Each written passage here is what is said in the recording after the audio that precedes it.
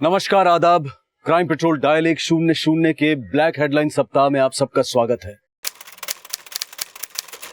1993 की सुबह मुंबई की बाकी सुबहों से अलग नहीं थी। आने वाले खतरे से बेखबर मुंबई की लाइफलाइन लोकल ट्रेन खचाखच भरी थी और लोग ऑफिस पहुंच रहे थे। गृहिणियां अपने घर के कामों में व्यस्त थीं, स्टूडेंट्स कॉलेज पहुंच रहे थे और जो लोग फ्री थे वो समंदर किनारे सुबह का आनंद ले रहे थे। धीरे धीरे सूरज हमारे ऊपर तक आ गया था, अपनी पूरी गर्मी उड़ेलता हुआ, और फिर अचानक सब कुछ बदल गया।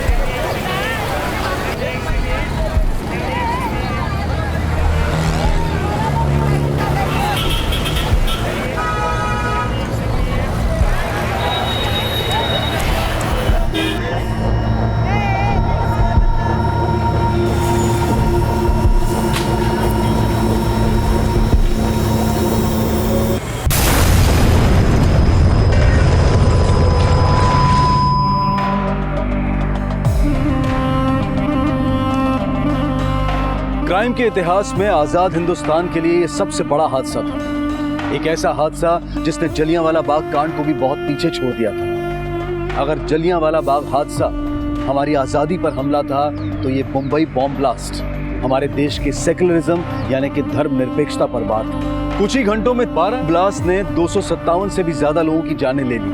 लगभग 717 लोग जख्मी हो गए। देश की आर्थिक राजधानी मुंबई की सिसकियां गूंज रही थी और पूरा देश शोक मना रहा था। दिन रात की तहकीकात के बाद आखिरकार पुलिस ने इस ब्लास्ट से जुड़े सभी एंटी सोशल एलिमेंट्स का पर्दाफाश कर दिया। इस अमानवीय हमले को अंजाम देने वाले बहुत सारे छोटे प्लेयर्स अरेस्ट भी किए गए, लेकिन इस खूनी खेल को अंजाम देने वाले बड़े प्लेयर्स, बड़े नाम या तो अंडरग्राउंड हो चुके थे या फिर देश छोड़कर भाग चुके थे। इस केस में बड़ी सफलता इस बॉम्ब ब्लास्ट के 8 साल के इंतजार के बाद हासिल हुई। मेरा डिलीवरी मैन बनेगा?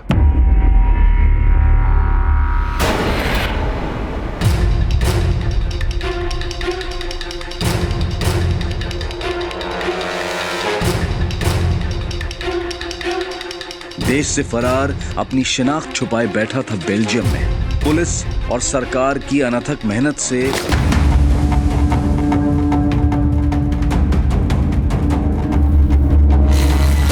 खुद को भाई कहलवाने का शौकीन, बाहर आ गया भाई, बड़ा बनने के लिए कुछ भी कर गुजरने को बेताब। इस तालाब की बड़ी मछलियों के बारे में वो लोग जानना चाहते थे, तो हमने भी एक छोटा सा झींगा पकड़ा दिया। जिस फिल्मी चकाचौंध से प्रभावित था, जहाँ फिल्म स्टार रहते हैं ना, उस एरिया में आपसे बंगला खरीदेंगे हम, और हमारे बगल में हीरोइन होगी ऐसे। वहीं बॉलीवुड में शादी रचाई और उसी फिल्म इंडस्ट्री पर कहर भी ढाया। पहले एक गोली मारना, और जब तक मैं ना बोलूं तब तक दूसरी गोली मत चलाना। 2 करोड़ छोड़ो, मैं 2 रुपए की भीख भी नहीं दूंगा। चल अभी पिक्चर का दी एंड कर दे। आजाद भारत के सबसे बड़े हमले का जिस पर लगा था इल्जाम, एक शातिर दिमाग सुलेमान। अब जब हम आपके हाथ लग गए हैं तो हिंदुस्तान के सारे जुर्म हमारे सर पे थोप देंगे। अजीब दादागिरी है पुलिस की।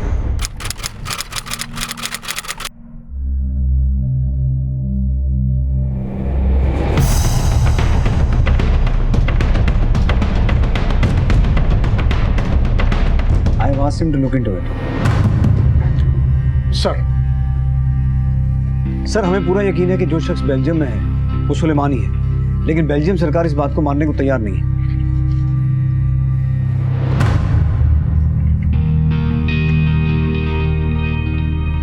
We can't blame them. हमारे पास जो इसकी फोटोज है और जैसा वो अब दिखता है, दोनों में बहुत फर्क है। Plastic surgery. सर, वहाँ उसका नाम रेहान है। एक बेल्जियम नेशनल से शादी करने के कारण उसके पास अब बेल्जियम की सिटीजनशिप भी है। बिना किसी पुख्ता सबूत के सुलेमान को हिंदुस्तान वापस लाना बहुत मुश्किल होगा। जितना भी मुश्किल हो, हम ये मौका हाथ से गवा नहीं सकते उज्ज्वल। ये 8 साल की लुका छुपी अब खत्म करते हैं। It has to sir. सिर्फ एक ही तरीका है, इसके फिंगरप्रिंट्स। ये सुलेमान मुंबई से नहीं था, ये मुजफ्फरनगर जैसे छोटे शहर से था। बेटा शकील, हमें तुम कभी नहीं हरा पाओगे। ये लो चाल। देखते हैं भाईजान। चल पता चल।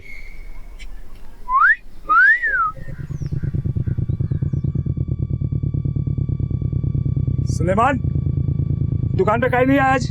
भाईजान हम दुकान में बैठने के लिए पैदा नहीं हुए। अरे तो कहा दिन रात पत्ते खेलोगे? भाईजान हमें कुछ बड़ा काम करना है। कल हम पता चल। अब्बा के लिए दवाइयाँ लेने जा रहे हैं, कोई नहीं है दुकान पे। ये धंधा बंद करो और चला हमारे साथ दुकान पे बैठो। अरे भाईजान एक मिनट, तुम लोग पत्ते खेलो, मैं आता हूँ। भाईजान हमने कहा ना कि हमें दुकान में नहीं बैठना है। अरे तो कब मुफ्त की रोटियां तोड़ोगे? कान खोल के सुन लो, अगर तुम्हें कोई काम नहीं करना है तो तुम्हारे लिए हमारे घर में कोई जगह नहीं है। हाँ तो हमें भी कोई शौक नहीं है रहने का। यहाँ पे जिंदगी शुरू होने से पहले ही खत्म हो जाती है। और हाँ, आप ये सोच के खुश मत होइएगा कि आप हमें निकाल रहे हैं, हम खुद ही चले आ रहे हैं। हाँ हाँ जाओ जाओ, 2 दिन अकल ठिकाने में आ जाएगी।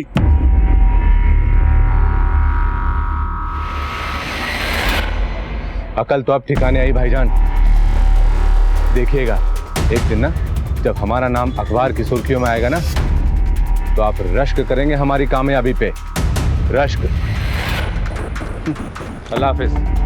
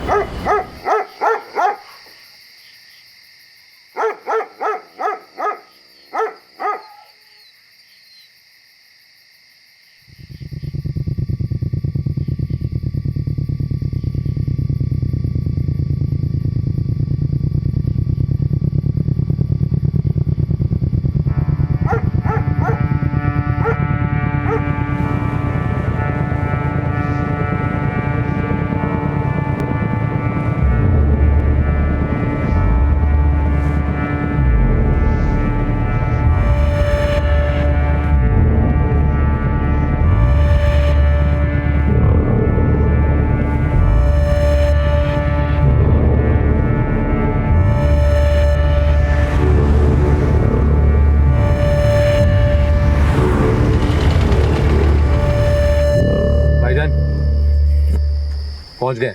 कितना पैसा हुआ भाई? 17 रुपए भाईजान। ये लो।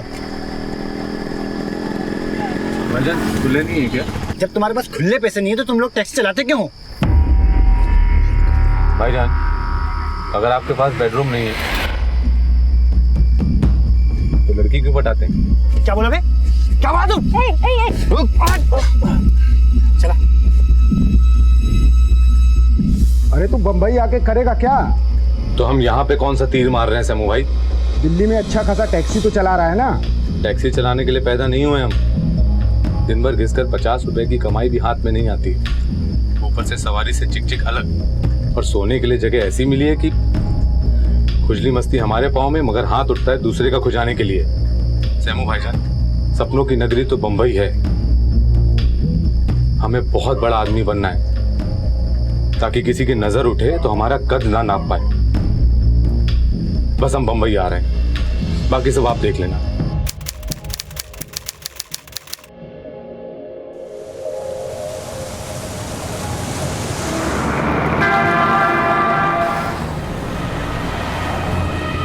सलाम से जान।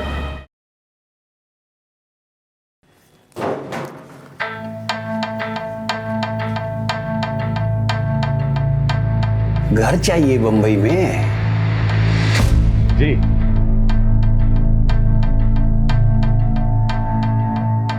अपना चश्मा उतारो। अरे चाचा जान, चश्मा उतरवा कर क्या हमारे अंदर कुछ स्पेशल दिख जाएगा आपको? खैर आप बोल रहे तो। डायलॉग मारने का शौक है, बंबई में हीरो बनने आए हो? हीरो विलन का तो पता नहीं, लेकिन हाँ बड़ा आदमी बनना है, बड़े लोगों के बीच उठना बैठना है, लंबी गाड़ी में घूमना है, और हाँ वो भी बहुत जल्दी। जल्दी का काम शैतान का होता है। अच्छा बता, किस इलाके में मांगता है तेरे को खोली? अरे वो जहां बड़े बड़े फिल्म स्टार रहते हैं ना, जुहू बीच। बंबई एक ऐसा समंदर है जिसकी लहरें थूक के फेंक देती हैं या निगल जाती हैं, इसलिए यहाँ जमीन पर पैर रखना। अरे चचा जान, अगर जमीन पे पाँव रखने होते ना तो मुजफ्फरनगर से हम बंबई नहीं आते। देखिएगा एक दिन ना, जहाँ फिल्म स्टार रहते हैं ना, उस एरिया में आपसे बंगला खरीदेंगे हम, और हमारे बगल में हीरोइन होगी ऐसे।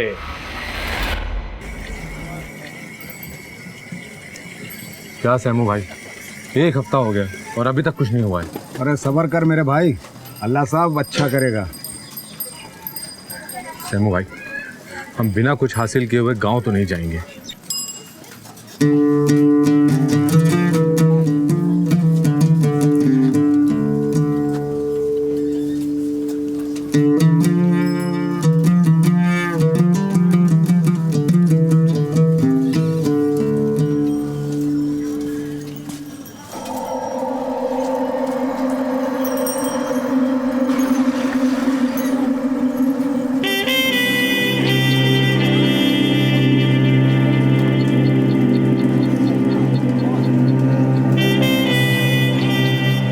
ये क्या कर रहे हो? अब हो कौन तुम? आपको कभी किसी ने कहा नहीं कि आप जैसी खूबसूरत लड़की को ऐसा लाइन में खड़े नहीं होना चाहिए? हम है ना?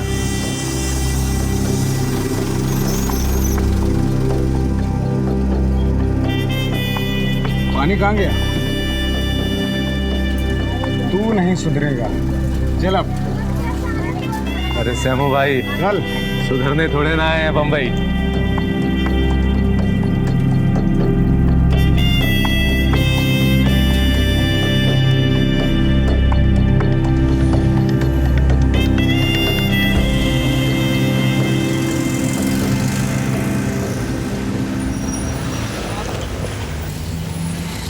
भैया भैया भैया रुकिए, भैया सुन। अरे आप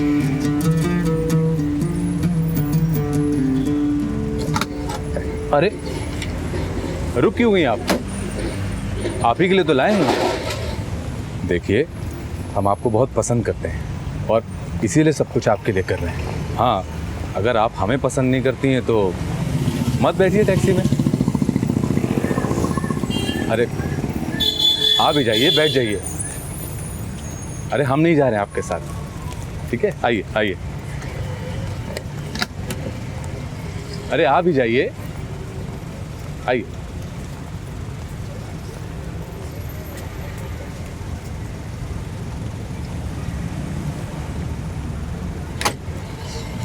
भाईजान जरा संभाल के ले जाइएगा कॉलेज में, ये हीरोइन हमारी अमानत है, ठीक है?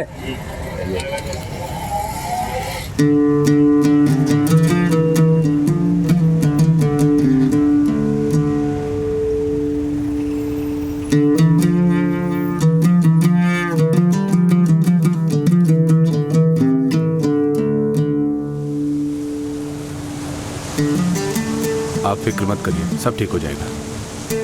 क्या सोच रही हैं आप? तू मेरे साथ टाइम पास तो नहीं कर रहा है ना? निकाह करेगा ना मेरे साथ? आप बोलिए तो अभी काजी को बुलवा कर निकाह पढ़वा लेते हैं आपके साथ। अबू बहुत मारेंगे, तुझसे मिलने की वजह से ही मुझे इतना मारा है।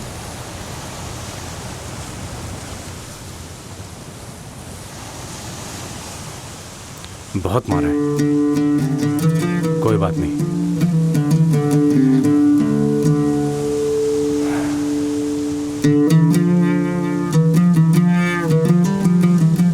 भाग चलिए हमारे साथ, हम आपको बहुत इज्जत के साथ रखेंगे, अपनी हीरोइन बनाकर।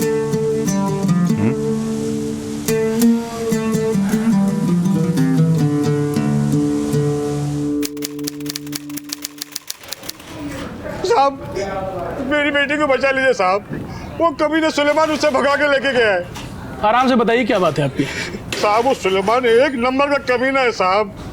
मेरी बेटी बेवकूफ, वो समझती है वो उससे प्यार करता है, वो कोई उससे प्यार वार नहीं करता साहब। वो तो बस उसके सीधे साधे भोले भालेपन का फायदा उठाना चाहता है। मैंने उसे एक बार धमकाया था साहब, बस वो इसी खुन्नस में मुझसे बदला लिया है। मेरी बेटी की जिंदगी बर्बाद होने से बचा लो साहब। कहाँ लेके जा रही हो? अरे बोलो कि हम दोनों को यहाँ क्यों लेकर आए हो? छोड़ो, खाना छोड़ो। क्यों बे, लड़की भगाएगा?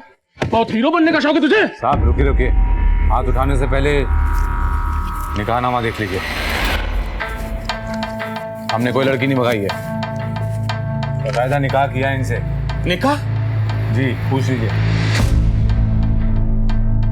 समझाइए नहीं साहब, समझती नहीं है। मीना सुन, बहुत पछताएगी तू। क्या जानती है तू इस लड़के के बारे में? एक नंबर का आवारा है ये। अरे ये किसी का नहीं हो सकता तो तेरा क्या होगा? सांप है सांप, डस लेगा तुझे ये।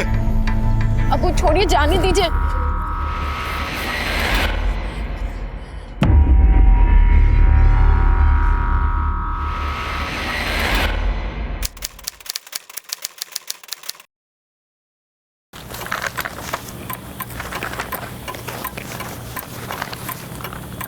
कामरे। हाँ सर। ये देखिए सर, सुलेमान के खिलाफ एक लीड तो मिली है, लेकिन उससे कुछ फायदा नहीं हुआ। 1985 में सुलेमान के खिलाफ एक रिपोर्ट दर्ज की गई थी डीएन नगर पुलिस स्टेशन में। एनसी थी, एक लड़की समीना, उसे वो लेकर भाग गया था और बाद में उसके साथ शादी भी की थी।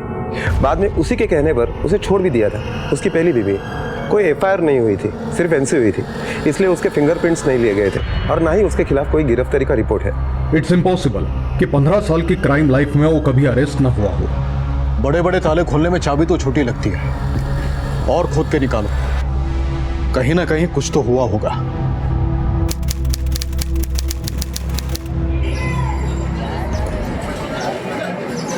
जल्दी कर, ये ले। क्या सहमू भाई, 2.5 साल हो गया है और आपने अभी तक फजल भाई से मिलवाया नहीं है।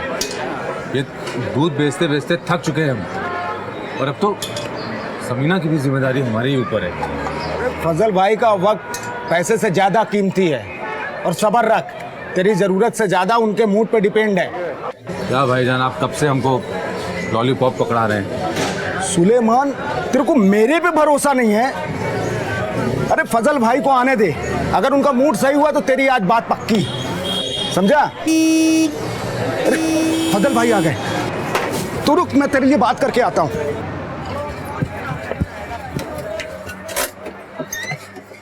भाईजान सलाम वालेकुम। वालेकुम सलाम। सलाम भाईजान। कौन है ये?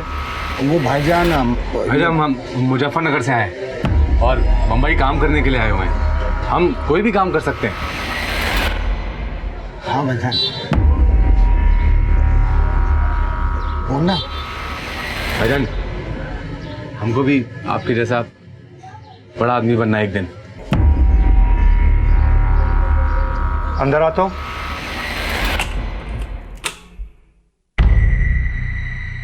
चल आजा, रुक।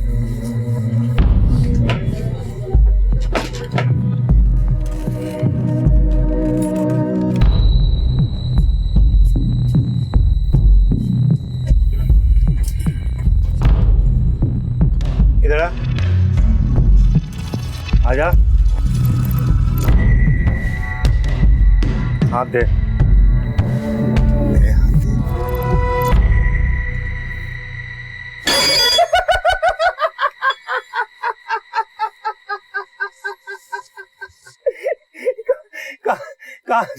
कहाँ से लेके आए इसको?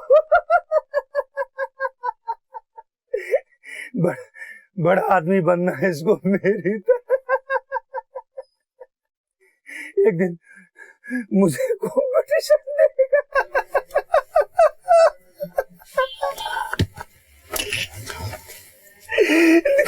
कहीं पैजामा गीला तो नहीं कर दिया?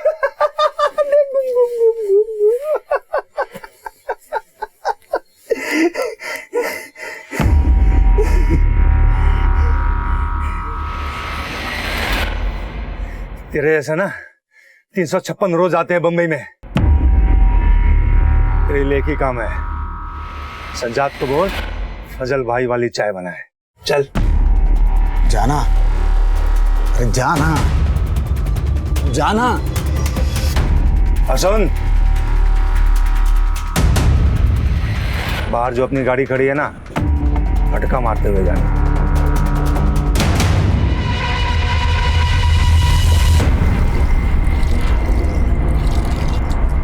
ले साफ कर। अरे तू एड़ा हो गया, पूरा एड़ा। काई को इतना घूर रहा था। तेरे को मालूम है फैजल भाई कौन है? इतना बड़ा भाई है वो। अरे हमारा मालिक है, मालिक। मालिक होंगे आपके लिए, हमारे कोई नहीं लगते वो। और देखिएगा एक दिन ना हमारे नाम पे ही अपनी पैंट गीली करते दिखेंगे। मालूम है तेरे को फैजल भाई किसके लिए काम करते हैं? अरे वो पूरे बम्बई के बाप है, बाप। और तू समझता क्यों नहीं? तो हम फजल भाई के लिए क्यों, हम उनके बाप लोग के साथ डायरेक्ट काम क्यों नहीं करेंगे? अच्छा, तू टाइगर के लिए काम करेगा? हाँ तो तू एड़ा हो गया है। मालूम है वो इतनी सी गलती में सीधा खल्लास का डालते हैं। और मैंने फैजल भाई से तेरे लिए दुकान में बात किया है। तू मन लगा के उनके साथ दुकान में काम करना और ज्यादा उड़ने की कोशिश मत करना, समझा? चल अपना ख्याल रख। हाँ।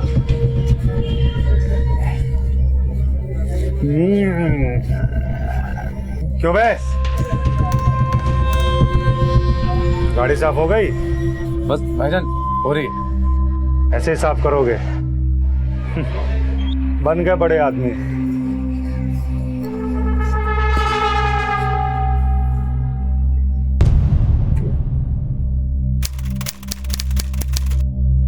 अरे टाइगर भाई आ गए। टाइगर भाई सलाम वालेकुम। फजल का सलाम वालेकुम भाईजान, कैसे आप? सुना है कि रहमत को लोग इधर धंधा करने की कोशिश कर रहे हैं। अरे नहीं भाईजान, भाईजान मैं हूं ना, मैं सब संभालूंगा। भाईजान क्या कर रहा तू यहाँ? जाके चाय बोल, स्पेशल बोल, सजाद बोल, स्पेशल बनाए। आए ना भाईजान। अरे जाना, जल्दी जा। हाँ जा रहा हूँ ना। दोबारा अगर इस इलाके में धंधा करने की कोशिश की ना, तो कसम खुदा की अगले जुम्मे की नमाज जानदू में पड़ेगा तू। निकल अभी यहाँ से। अबे आओ फैजल, जवान सवाल की बात कर। ये इलाका मेरा है। अरे शर्म नहीं आती तुझे? खड़ा खड़ा क्या देख रहा है? जाता क्यों नहीं? अरे भाईजान अपनी ही करनी की सजा भुगत रहे हैं। हम जिनको पसंद नहीं करते ना, तो उनके लिए मारपीट भी नहीं करते। मरने दो सालों को। अच्छा ठीक है।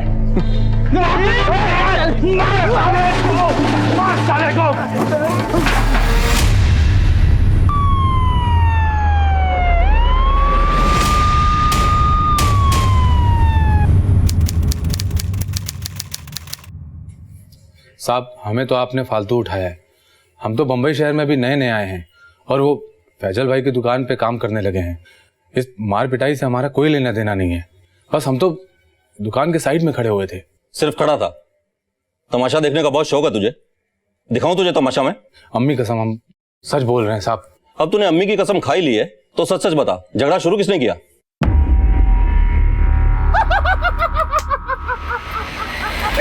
कहीं पैजामा गीला तो नहीं कर दिया?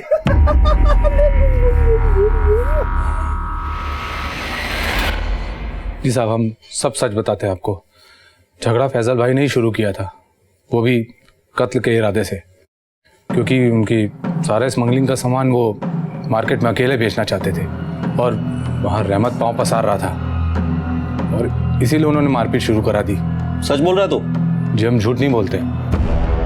माना कि हमारा घर फैजल भाई की दुकान से ही चलता है, लेकिन जो गलत है सो गलत है ना साहब?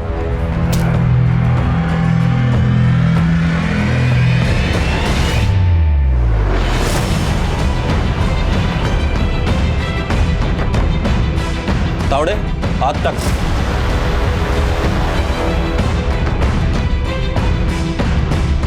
और कुछ?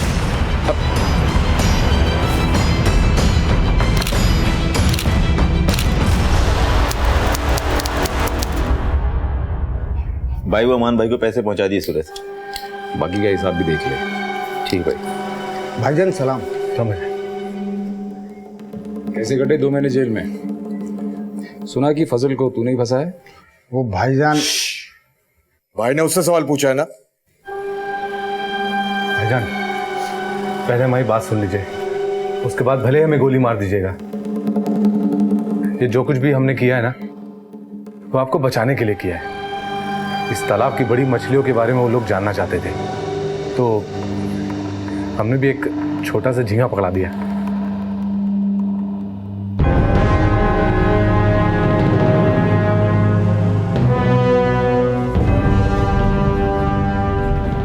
में टैक्सी चलाता था ना? जी भाई। मेरा डिलीवरी मैन बनेगा? स्मगलिंग के माल की डिलीवरी करेगा? जी भाईजान, बिल्कुल करेंगे और आपको शिकायत का कोई मौका नहीं देंगे। शुक्रिया भाईजान, शुक्रिया। सुलेमान सिर्फ एक बार अरेस्ट हुआ था 1987 में। उसने कई लोगों की जानें ली थी, लेकिन बिना हथियार को हाथ लगाए, और अपने दिमाग की इसी चतुराई की वजह से वो क्राइम की दुनिया में तरक्की की सीढ़ियां चढ़ता चला गया। नाम, आइडेंटिटी और कुछ हद तक अपना चेहरा बदलकर वो बेल्जियम में अपनी जिंदगी आराम से बसर कर रहा था।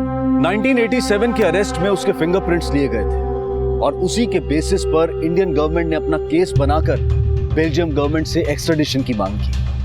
एक्स्ट्राडिशन में 5 साल लग गए। बेल्जियम कोर्ट में सारे सबूत पेश किए गए और उस पर लगे 52 केसेस में से सिर्फ 8 केसेस पर उसे चार्ज करने की मंजूरी दी गई। लेकिन मुंबई पुलिस और सीबीआई के लिए अब सबसे बड़ी चुनौती थी इन केसेस को कोर्ट में साबित करके उसे सजा दिलवाने की।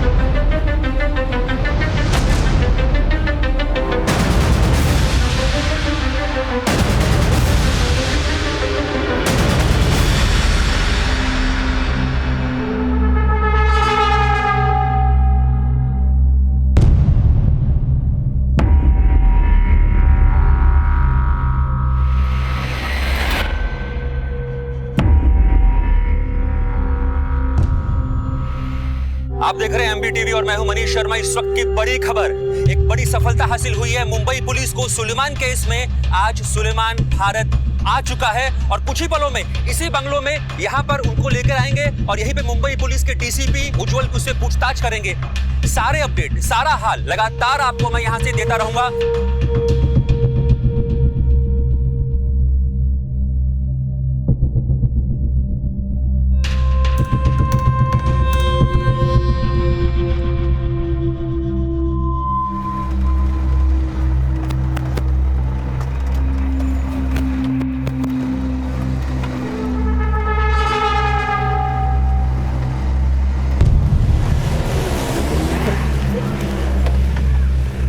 सर, ये बड़ी कामयाबी मिली है मुंबई पुलिस को। इस पूरे मामले में क्या कहना है आपको? सर, क्या सवाल होंगे आपके?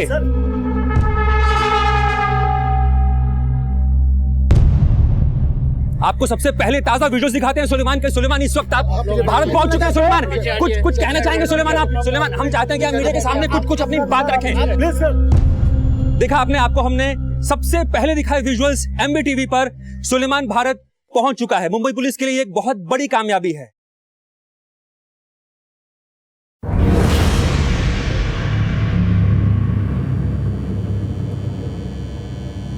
भाईजान, ये बंधन खुलवा देंगे?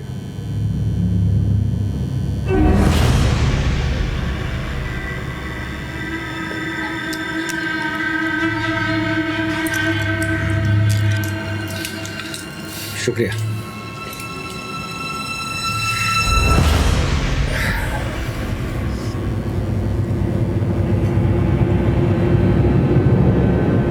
भाईजान, एक मुंबई की कटिंग चाय पिलाओ ना, बहुत टाइम हो गया।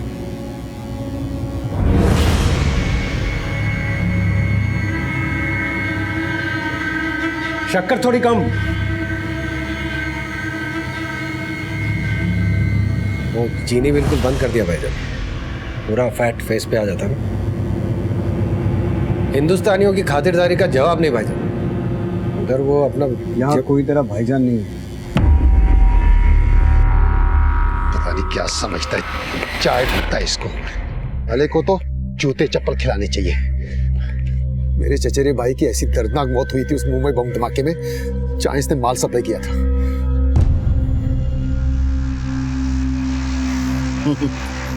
क्यों हंस क्यों रहा है? ये देख, सुलेमान के लिए चिट्ठियां हैं। हाँ, तो लोगों ने गालियां दी होंगी, पढ़ी? गालियां नहीं है, ये सब लव लेटर है। लड़कियां उससे शादी करना चाहती है। क्या?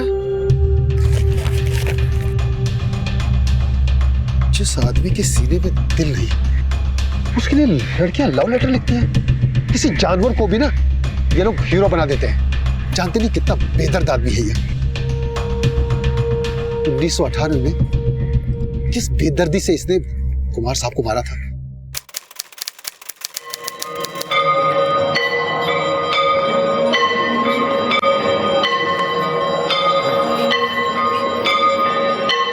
हाय, ये राजेंद्र कुमार मंदिर के अंदर जा रहा है। उसे मंदिर से बाहर निकलने दे, उसके बाद गेम बजाना। ठीक है भाई।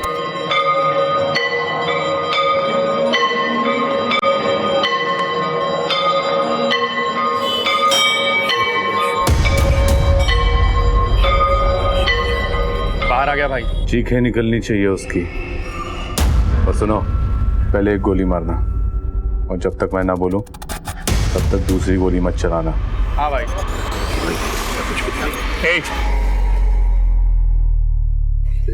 ये क्या है?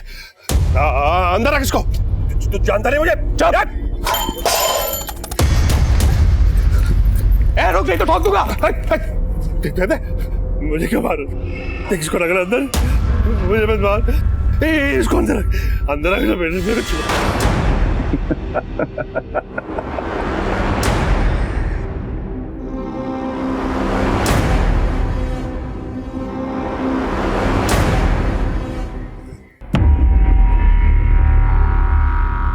चाय थोड़ी मीठी हो गई।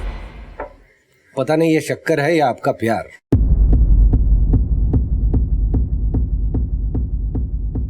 भाईजान, सॉरी साहब, एक बात बताएंगे? एक नहीं 100 बातें बताएंगे। पहले तू ये बता कि राजेंद्र कुमार के मर्डर के वक्त तू ही था ना फोन पे? तू ही इंस्ट्रक्शन दे रहा था ना उस शूटर को? अच्छी कहानी बनाते हो साहब आप।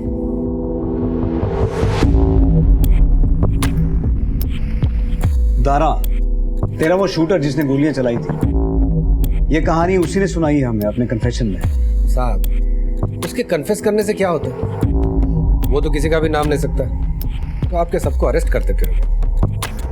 और सर, इस बारे में बात करके हम लोग अपना समय बर्बाद कर रहे हैं, क्योंकि आप भी जानते हैं कि आपके पास सिर्फ 8 केसों की परमिशन है हमारे ऊपर चलाने की, और ये केस उनमें से है नहीं। तो फिर हमने गोली चलवाई हो, नहीं चलवाई हो, फोन पर हम हो ना हो, क्या फर्क पड़ता है साहब? ठीक है, तो उन 8 केसेस के बारे में सवाल जवाब करते हैं। सर 8 क्या, आपके 80 केसेस का जवाब दूंगा। आप सिर्फ हमारे एक सवाल का जवाब दे दो। हम बेल्जियम में हैं, इस बात का पता आपको कैसे चला? साहब, हम जानते हैं कि आपको इस बात की मालूमात है, और हम ये भी जानते हैं कि आप हमें बताएंगे नहीं। चलिए, हम ही आपको बता देते हैं। देखिए, इसके सिर्फ 3 ही ऑप्शंस हैं। पहला ऑप्शन है हमारी पहली बीवी समीना।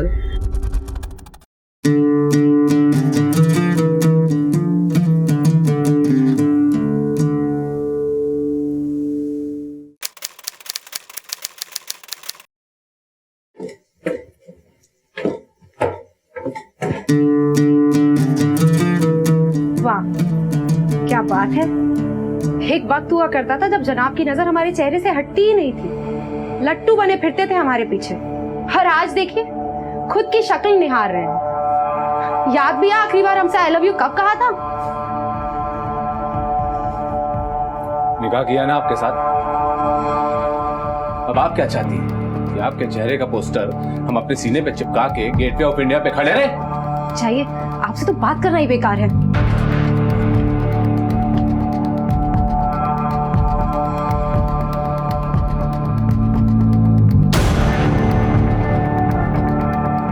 सलमा बता रही थी एक लड़की के साथ बहुत देखे जा रहे हैं। सिर्फ एक लड़की के बारे में बताया? और भी हैं। क्या मतलब है?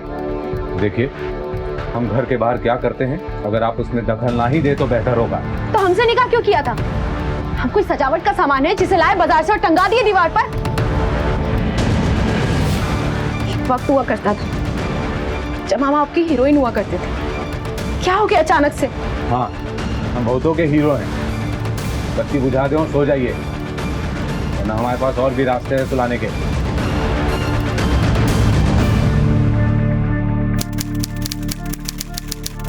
डॉन सुलेमान के बारे में एक नया खुलासा करते हुए सुना है डॉन सुलेमान इस समय एक नई लड़की के इश्क में गिरफ्तार है और ये अफवाहें भी गश्त कर रही हैं उसने इस लड़की से शादी भी कर ली है। मम्मा, अब्बू, मम्मा आप क्यों रो रहे हो? कुछ नहीं बेटा, कुछ भी नहीं। एक नंबर का हवा रहा है। अरे किसी का नहीं हो सकता तो तेरा क्या होगा? हमें नहीं लगता कि समीना कभी भी हमारे खिलाफ जा सकती थी। हमारा जैसा भी रिश्ता था, अच्छा था बुरा था, हमने निभाया है हमेशा। और वो जैसी भी थी, रोती थी, लड़ लेती थी, पर शायद हमारे खिलाफ कभी नहीं जा सकती थी। आपको क्या लगता है ऋषि साहब? सुलेमान, तेरा ये सवाल तेरे लिए सवाल ही बन के रह जाएगा। चल कुछ ऐसे सवाल पूछता हूँ जिनके जवाब होंगे तेरे पास। Jaideep Agarwal extortion and murder case 1994।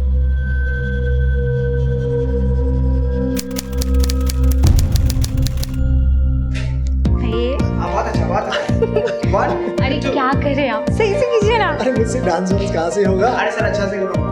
Sangeeta की शादी में 5 ही दिन बाकी है, इसके लिए अच्छे से करो। यहाँ हाथ रखो।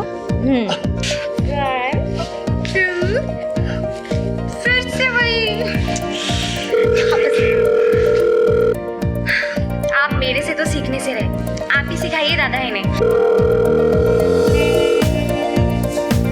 हेलो, सुलेमान बोल रहे हैं, जरा अपने पति देव को फोन दीजिए। सुनिए, सुलेमान का फोन है। आदाब भाईजान, कैसे हैं? सब खैरियत? तुझे जो करना है वो कर ले, समझ गया ना? आपको बोला था कि आपका जो फ्लैट है वो हमें दे दीजिए, मगर आप मान ही नहीं रहे हैं। अब अगर अब भी नहीं माने। अबे मीरा रोड का फ्लैट तो बहुत बड़ी बात है, मैं तुझे 1 इंच भी जमीन नहीं दूंगा। अबे बहुत देखे तेरे जैसे भौंकने वाले, ऐसा नहीं पहुंचा हूं यहाँ तक। फोन रख, दोबारा अगर फोन किया ना तो जहां रहता वहीं आके। ख्याल रखिए अपना और भाभी जान का।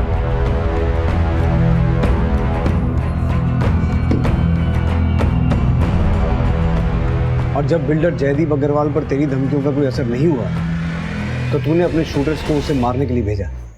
जयदीप? कौन जयदीप अग्रवाल? कौन से शूटर्स की बात कर रहे हैं आप साहब? अब जब हम आपके हाथ लग गए हैं तो हिंदुस्तान के सारे जुर्म हमारे सर पे थोप देंगे।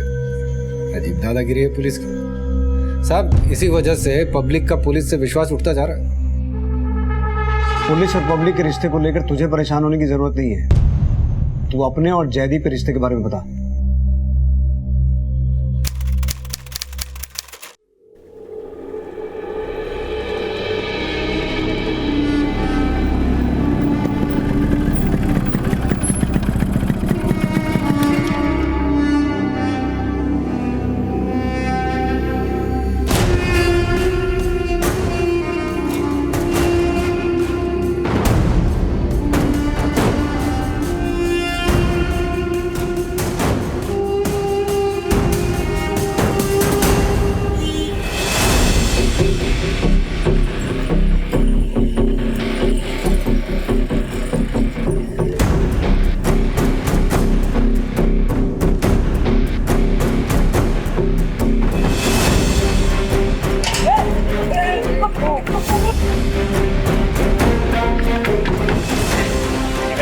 जा तू अंदर जा।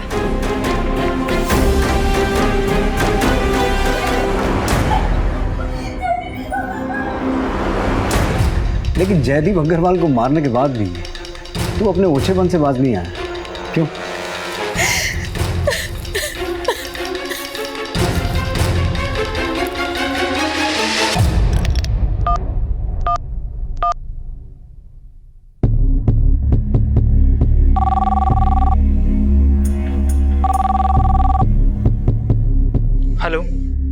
शोभना जी से बात कराइए। भाभी भाभी आपका फोन है। हेलो, सलाम भाभी जी। कौन बात कर रहा है? कैसा लग रहा है विधवापन? मजा आ रहा है? समझाया था आपके पतिदेव को हमने कि दस्तखत कर दें उन सफेद कागजों पर, मगर माने ही नहीं। और अब देखिए, आपको सफेद साड़ी में देख रहे होंगे ऊपर से।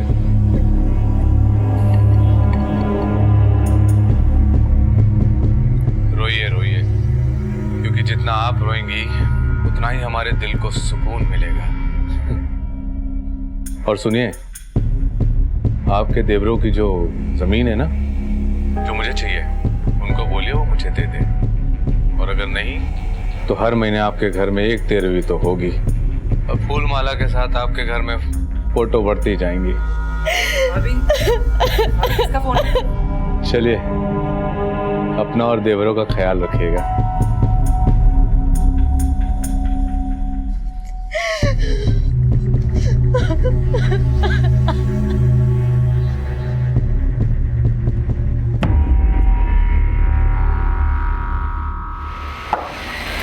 ये तो सिर्फ इस केस की शुरुआत थी, अंत से बहुत दूर। इस क्रिमिनल पर और भी बहुत सारे भयानक अपराधों को अंजाम देने का इल्जाम था। लेकिन ये इतना बड़ा आतंकवादी बना कैसे?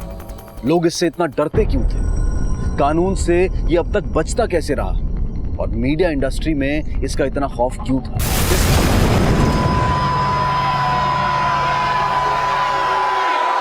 बंबई ब्लास्ट में उभरा एक अहम नाम, सुलेमान। मेरा डिलीवरी मैन बनेगा? देश से फरार, अपनी शिनाख्त छुपाए बैठा था बेल्जियम में। पुलिस और सरकार की अनथक मेहनत से भारत लाया गया डॉन। खुद को भाई कहलवाने का शौकीन, बाहर आ गया भाई। बड़ा बनने के लिए कुछ भी कर गुजरने को बेताब।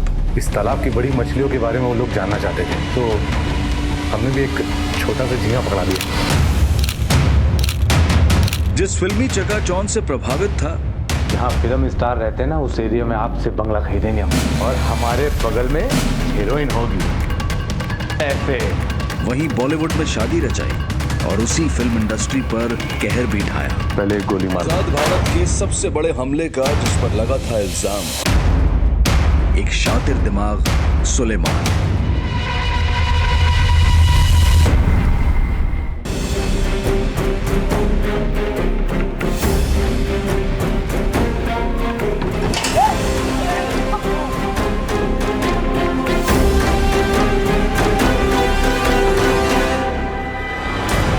लेकिन जयदीप अग्रवाल को मारने के बाद भी तू अपने ओछेपन से बाज नहीं आया, क्यों? आपके देवरों की जो जमीन है ना, जो मुझे चाहिए, उनको बोलिए वो मुझे दे दे।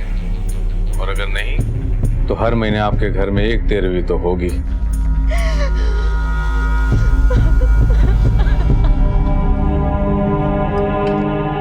ये मिनरल ऑर्डर है ना साहब? आपने बहुत अच्छा किया हमको यहाँ वापस बुला लिया, क्योंकि जैसा चल रहा था हमारा यहाँ आना बिल्कुल नहीं हो पाता। ये केस वेस से तो हम बरी हो ही जाएंगे, उसके बाद इलेक्शन लड़ेंगे। और फिर साहब, आपके जैसे शेर सितारे पहनने वाले ऑफिसर हमको सिक्योरिटी देंगे और हमारे लिए अपनी छाती पे गोली खाएंगे। क्या बोलते हो डीसीपी साहब? तो तेरा ये कहना है कि जयदीप अग्रवाल के कत्ल और उसकी बीवी को धमकी देने में तेरा कोई हाथ नहीं है? सब अफवाह है। अबे अफवाहें नहीं है, सबूत है हमारे पास।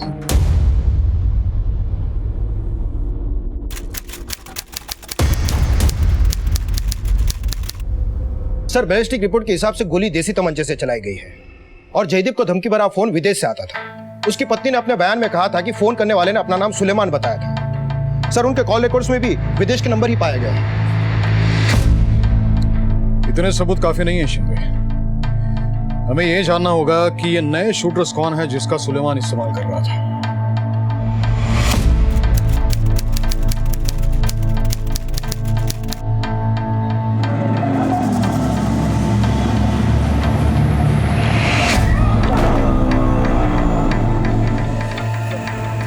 फाइल कबर्ड में रखो।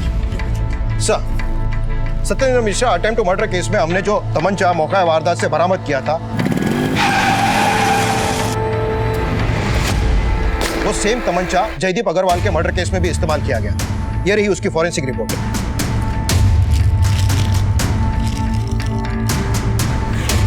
Made in Manika. ये मनिका देश है का? मनिका मनिका मनिका मनिका सर, इसमें मनिका कहीं नहीं है सर। तमंचे के ऊपर मेड इन मनिका लिखा है तो ये जगह कहीं ना कहीं तो होनी चाहिए। जस्ट लुक केयरफुली, आप भी देखो। मनिका मनिका मनिका मनिका। मनिका में क्या काम है?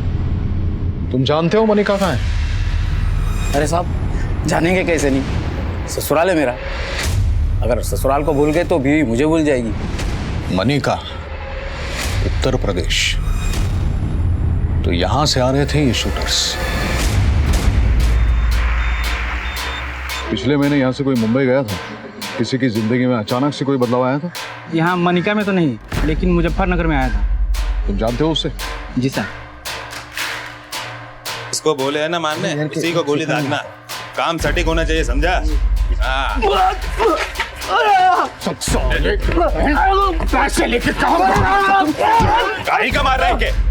5,000 रुपए के लिए हमें मार रहा है यार। अरे पैसों के लिए कुछ भी करेंगे हम। उसकी जान ले लेगा 5,000 रुपए के लिए। ले लूंगा, उसकी जान ले लूंगा। मारता है यार। तुम्हें पैसा चाहिए ना? हाँ, मैं देता हूँ। ए, तू निकल चल। मारता है खाली पीली। तू कल मिलियो चौपाल के पीछे। चले। पैसे नहीं मिले ना तो वापस मारूंगा उसे मैं। सीधा कंधा नीचे, दार से एकदम सटीक निशाना। भैया जी, हमारा पैसा। चले। जानता है निशाना कैसे लगाते?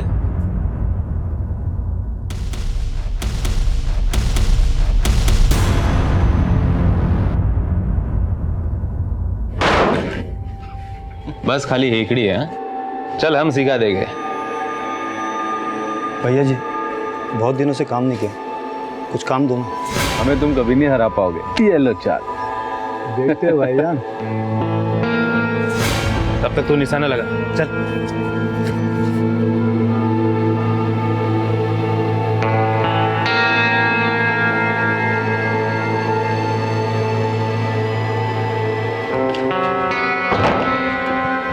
देख, नया काम, नया आदमी, तुझे पैसे ही चाहिए ना? हाँ भैया जी। हाँ, कुछ दिन रुक जा, मैं तेरे लिए करता हूँ। लेकिन अपने धंधे के बारे में ना कभी किसी के सामने अपना मुंह मत खोलियो, समझा? हाँ भैया। चल अब। जितना बोला है ना शकील, उतना कर, समझा क्या? हाँ भैया।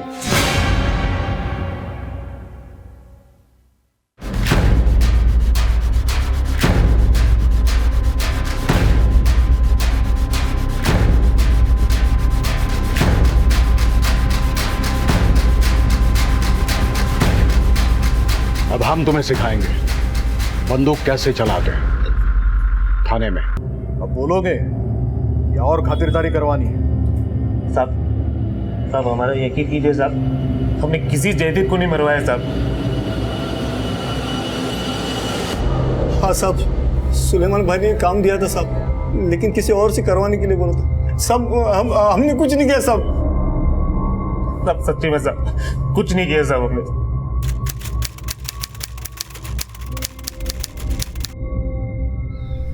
शकील चाचा, आपका फोन आया है। तुम चलो रे, मैं फोन देख के आता।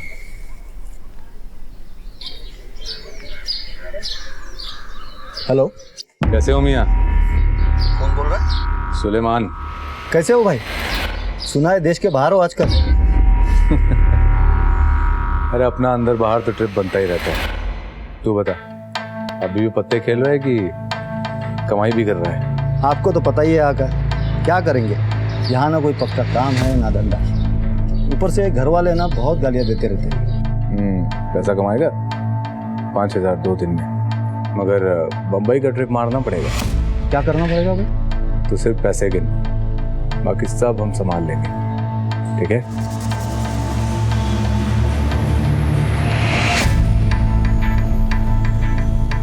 हाँ करूँगा भाई। चल, अपना ख्याल रख। मान गए तुझे सुलेमान। दूर दराज के गांव से कत्ल की वारदातों को अंजाम देने के लिए लड़कों को शहर बुला लिया। लड़के आते थे, गोलियां बरसा के चले जाते थे। तेरे लिए 2 दिन का खेल और हमारे लिए 7 महीने की कड़ी तहकीकात। वाह साहब, आपको तो सब डिटेल में मालूम है। तो फिर मेरे भी एक सवाल का जवाब दे दो कि तू बेल्जियम में था, ये खबर हमें किसने दी? छोड़ना यार। कैसे छोड़ दे साहब? अब आप देखें ना, हमने अपना नाम बदला, पहचान बदली, अपना हुलिया बदला, प्लास्टिक सर्जरी करवा ली, वहां की लड़की से शादी करके वहां के नागरिक बने। देखिए ना साहब, कितने बदल गए हम। उसके बाद भी आपने हमको ढूंढ लिया। किसी ने तो बताया होगा ना साहब। कहीं हमारी दूसरी बीवी राधिका ने तो नहीं? और शायद इसीलिए हम लोग को साथ में अरेस्ट करने के बाद भी आपने हम लोग को मिलने नहीं दिया। हाँ सर?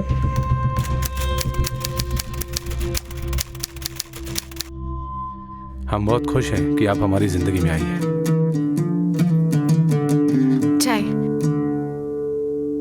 और इनके लिए लाती हूँ, आप तो लीजिए।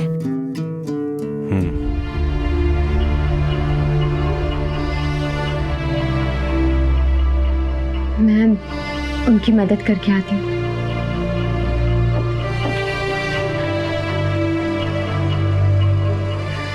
अच्छा बताइए, आपका नाम क्या है? रूही। रूही। और आपको मम्मी ज्यादा पसंद है पापा? पापा और मम्मी दोनों। बहुत प्यारी बच्ची है ये। रूही, जाके होमवर्क कंप्लीट करो, जाओ।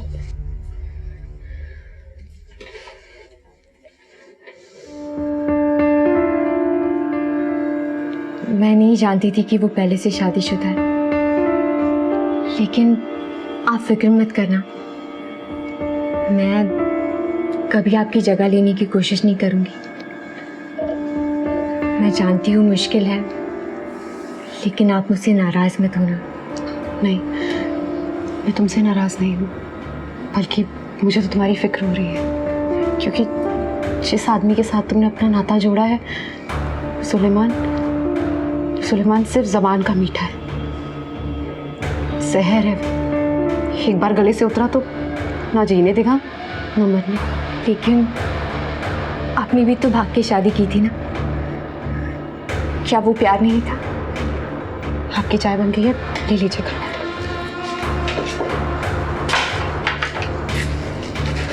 आपने जवाब नहीं दिया। क्या फर्क पड़ता है कि वो प्यार था या डर?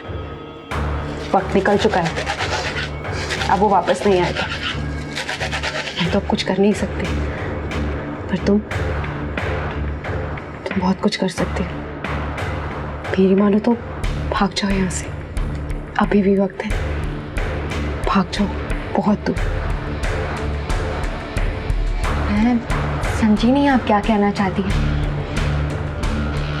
वक्त सब समझा देगा।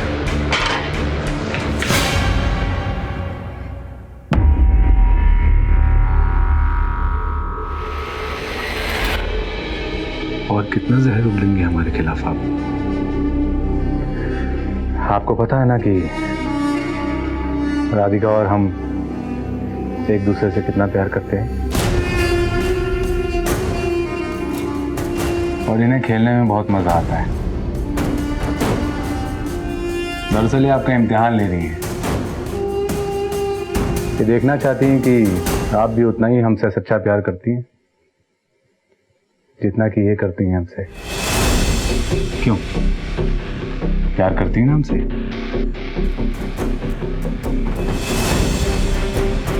है ना?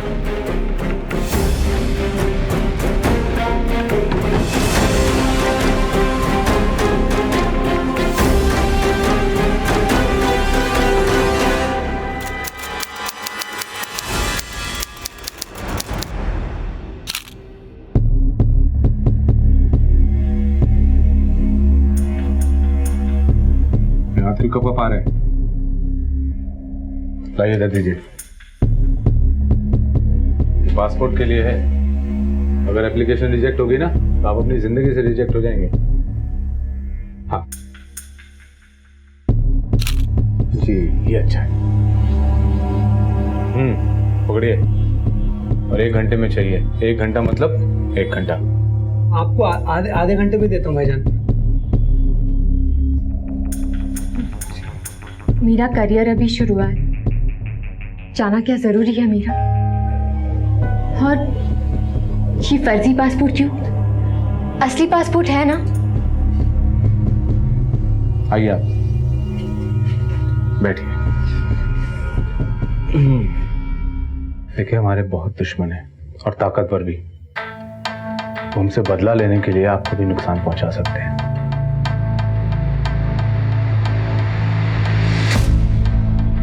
क्योंकि उन्हें पता है कि जो हमारी जान है ना, वो आप में बसती है। I love you. हम जो कुछ भी कर रहे हैं ना, वो सिर्फ और सिर्फ आपके लिए कर रहे हैं। हम जानते हैं कि आप ये जानना चाहती हैं कि वाकई में हम अंडरवर्ल्ड के डॉन हैं कि नहीं, मगर ऐसा नहीं है। हम एक बिजनेसमैन हैं। लोग जलते हैं हमसे, हमें फंसा रहे हैं। हम कसम खाते हैं कि हमने किसी को नहीं मारा है। आपको यकीन नहीं हो रहा है ना? कोई बात नहीं, इसको गोली मारनी होगी, मुझे मार देगा। मरना तो ही आपके लिए सही।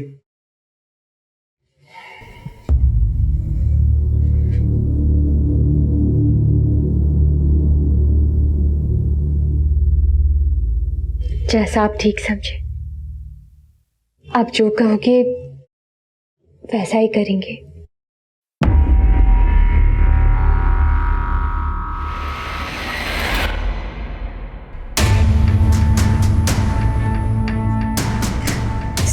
प्लीज मेरा यकीन कीजिए, मुझे नहीं पता था कि वो एक अंडरवर्ल्ड डॉन है।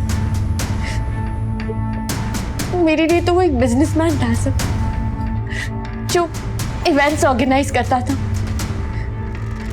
मुझे उनसे काम मिला और उन्हें मुझसे शोहरत। लेकिन आपकी ये बात कैसे मान लें, क्योंकि आप दोनों फर्जी पासपोर्ट लेके भागे। मैं सच कह रही हूँ सब, मुझे लगा था ये सब अफवाह है, झूठे इल्जाम। इसलिए मैंने उन्हें कभी अंडरवर्ल्ड की सरगर्मियों में नहीं देखा था। मैडम, या तो आप बेवकूफ हैं, या फिर आपने अपनी आंखें बंद कर रखी, या फिर आप हमें बेवकूफ समझ रही हैं। सर नहीं सर, मैं सच कह रही हूँ सर, प्लीज मेरी बात का यकीन कीजिए सर, प्लीज प्लीज सर।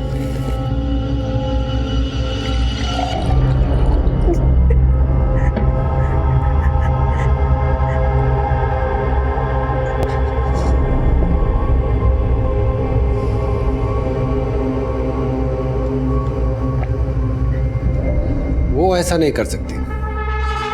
जिसने अपना सब कुछ हमारे लिए छोड़ दिया हो, वो हमें पकड़वाने की साजिश क्यों करेगी?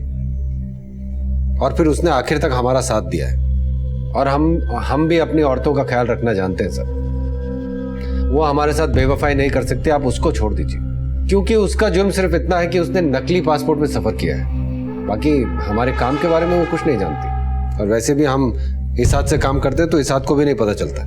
तो तुझे क्या लगता है, तेरे खिलाफ तेरी पहली बीवी ने गवाही दी है? कुछ कह नहीं सकते साहब। वैसे आप तो जानते हैं कि हमने अपनी पूरी मलकियत अपनी पहली बीवी के नाम पे कर रखी है, पर जब हम राधिका के साथ फरार थे तो हम धीरे धीरे अपनी प्रॉपर्टी अपने और राधिका के नाम पे करने लगे थे। फिर भी साहब उसके पास इतना है कि वो पूरी जिंदगी बैठ के खा सकती है। और कहीं इसी बात को लेकर तो देख सुलेमान, ये बात तो तू अच्छी तरह से जानता है कि हम तुझे बचा तो नहीं सकते। हाँ, तेरी प्रॉपर्टीज का ख्याल रख सकते हैं। एक काम करना, अपनी प्रॉपर्टीज की सारी लिस्ट बना के दे दे हमें, हम पूरा ख्याल रखेंगे उसका। क्योंकि ये बात तो पक्की है कि तू अब जेल से बाहर आने वाला तो है नहीं। क्या बोलता है?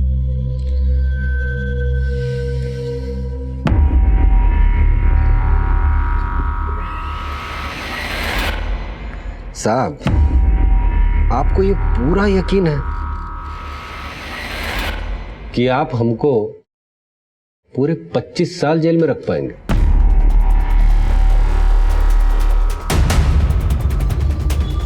ये जितने भी केसेस आपने हमारे खिलाफ लगाए हैं ना साहब, उसमें से सब में कामयाबी नहीं मिलेगी आपको। ज्यादा से ज्यादा 7-8 साल। उसके बाद हम सोच रहे हैं कि हम मुजफ्फरनगर चले जाएं। यकीन मानिए साहब, वहां के लोग हमसे बहुत प्यार करते हैं और मीडिया को भी हमसे बहुत मजा आता है।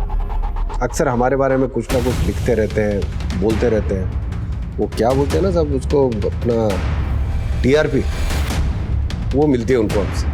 और सर जेल में हमारे 2 साथी बने हैं जिनकी अंग्रेजी बहुत अच्छी है।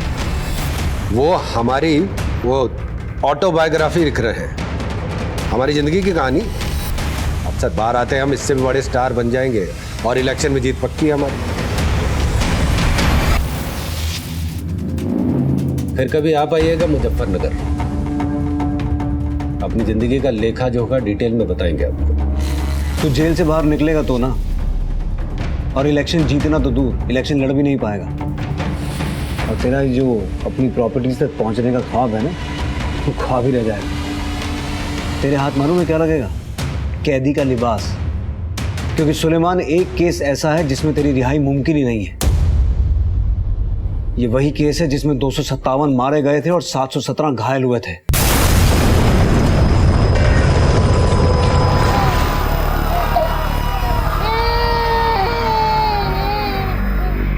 आज का ये एपिसोड देखते हुए हम सबको ये सोचने की जरूरत है कि कहीं इन अपराधों में हमारी तो कोई भागीदारी नहीं है। क्या हम इतने निष्क्रिय हो गए हैं कि ऐसे एंटी सोशल एलिमेंट्स को हम ना सिर्फ अपने बीच पनपने देते हैं बल्कि उन्हें बढ़ावा भी देते हैं?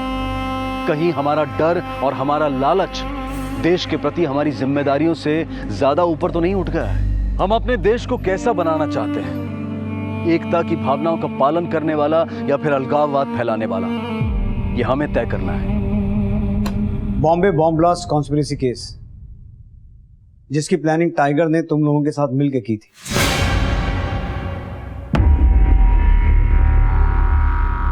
And we are going to charge you under 3 sections including conspiracy of blast.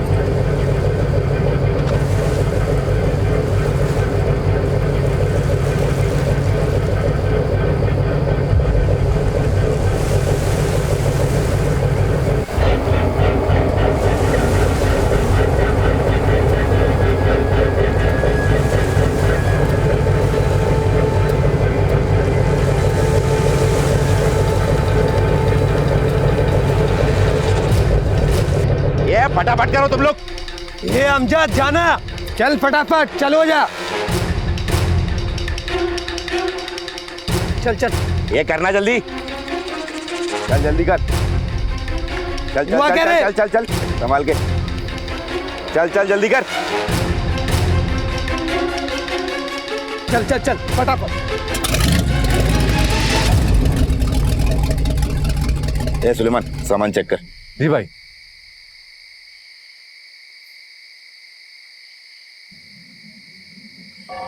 अरे वाह, क्या खुशबू है।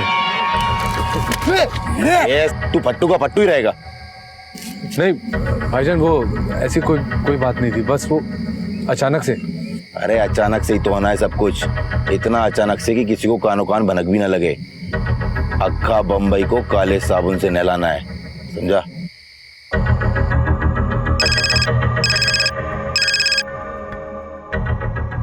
लैंडिंग हो गया ना? आगे बताता हूँ क्या और कैसे करना है।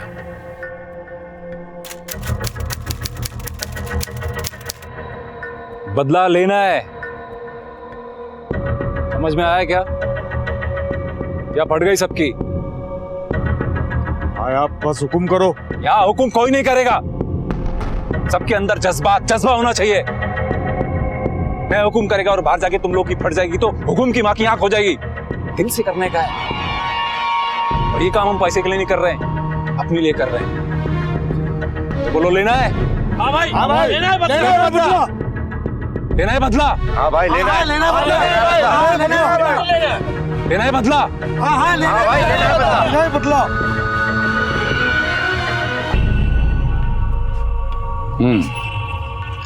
जहाँ का माल है सलाम भाईजान, वहाँ पहुँचाने का है। भरोसा रखे भाईजान, टाइम से भी तेज भागती है हमारी गाड़ी। जितने प्यार से तू लड़की लोग को हैंडल करता है ना, उससे कहीं ज्यादा प्यार से ये काम को करने का है। क्यों भाईजान? गलती की कोई माफी नहीं मिलेगी। क्यों भाई? समझा? समझ गया भाईजान। शामी 2 पैकेट भिंडी बाजार पहुंचाएगा। जी भाई। यासीन तू बैंटर पहुंचाएगा। जी भाई। और वो फिल्म स्टार का नाम क्या है उसका? उसके घर पे जाने का है ना, उसका नाम क्या है? हम जाए क्या? तू फैन है क्या उसका? जी भाईजान, बहुत बड़ा वाला फैन हूँ, और जब से बंबई आए तब से बस उनसे ही मिलने की तमन्ना है। क्या कर ले अपनी तमन्ना पूरी। शाहिद तू उसके साथ में जाएगा।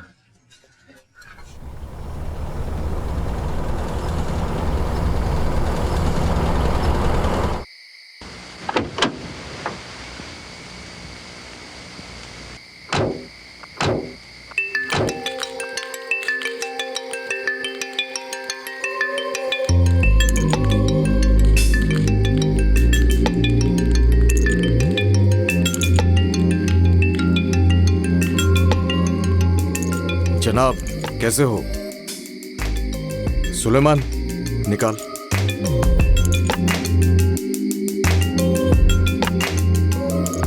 ये देखो भाई, एकदम मस्त है। मतलब खाली हाथ में भी पकड़ के रखेंगे ना, सामने वाले की तो हवा निकल जाएगी। तो भाई आप तो गन को ऐसे पकड़े ले हो जैसे पहले भी चला चुके हो। अरे भाई ने अपने से ज्यादा फिल्मों में गन चलाई है, देखा नहीं? फुल स्टाइल में। ऐसा क्या? इससे ज्यादा किसी ने गन चलाई नहीं, अपने से ज्यादा है। भाई आपको शिकार का भी शौक है ना भाई, तो उसके लिए बहुत मस्त है। मतलब बंदूक चलने से पहले शिकार को हार्ट अटैक होके पहले ही मर जाएगा। क्यों? ऐसी 3 और लेके आया हूँ। अच्छा भाई चलता हूँ मैं, और भी डिलीवरी कर। अच्छा भाई, ये सुलेमान है, अपना खास है, आपका बहुत बड़ा फैन है भाई। जी भाई। अच्छा अब चल, मिल लिया ना? हाँ शुक्रिया भाई। चलना नहीं। फैन है आपका भाई हो, चल।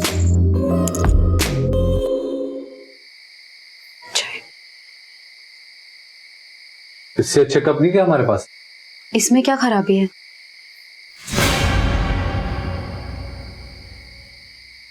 सपने देखना शुरू कर दीजिए। देखे तो थे सपने हमने, सारे झूठे निकले। सपनों पर से भरोसा उठ चुका है मेरा। अगर आप पढ़ी लिखी होती ना, तो किताब शिताब लिख रही होती। हमारी हीरोइन साहिबा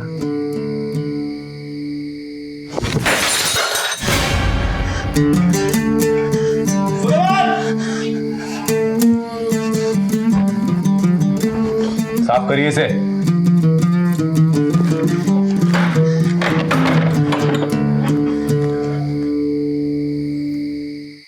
भाई आरडीएक्स भेज दी है। अच्छा डेटो।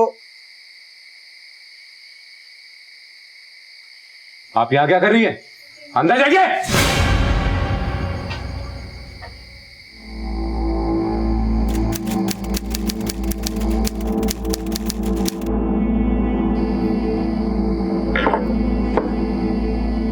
क्या भाई, आज तो बहुत खुश लग रहा तू।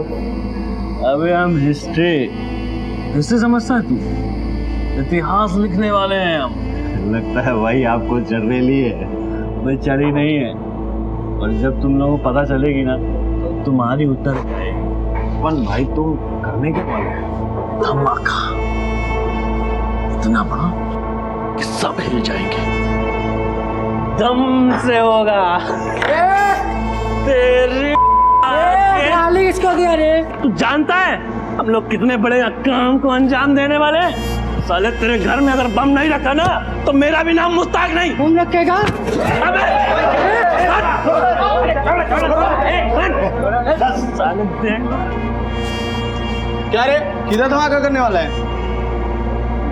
बहुत सारी जगह साहब, बड़े बड़े धमाके। क्या चला रे? कुछ नहीं साहब, पी के टून नहीं।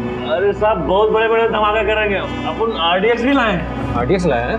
हाँ सच कह रहा हूँ साहब। सीधा खड़ा रहा पहले। हाँ रखा। बोल। कुछ नहीं साहब, पी के टून नहीं। सीधा खड़ा। मेरी अजीम भाई से बात हुई है, तो सबको दुबई बुला लेंगे एक एक करके, तुझे भी। कल सुबह 9:30 बजे धमाके शुरू होंगे, पीक टाइम। सब लोग अपने ऑफिस जाने की तैयारी में होंगे। कुल मिला के 13 धमाके करने अपने। भाई मुस्ताक को पुलिस ने उठा लिया है, दारू पी के दीवार में लफड़ा कर रहा था।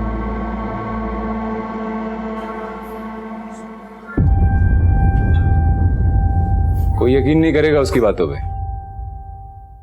किसी को यकीन ही नहीं आएगा कि इतना बड़ा कांड भी हो सकता है।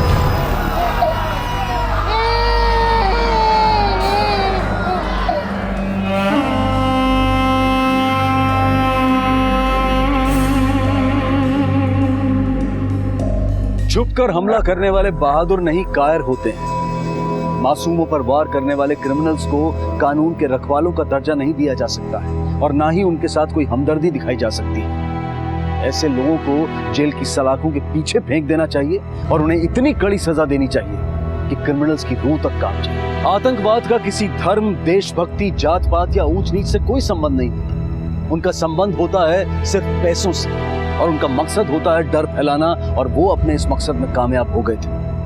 पूरा देश, खासकर मुंबई शहर, सख्ते में, मातम में था।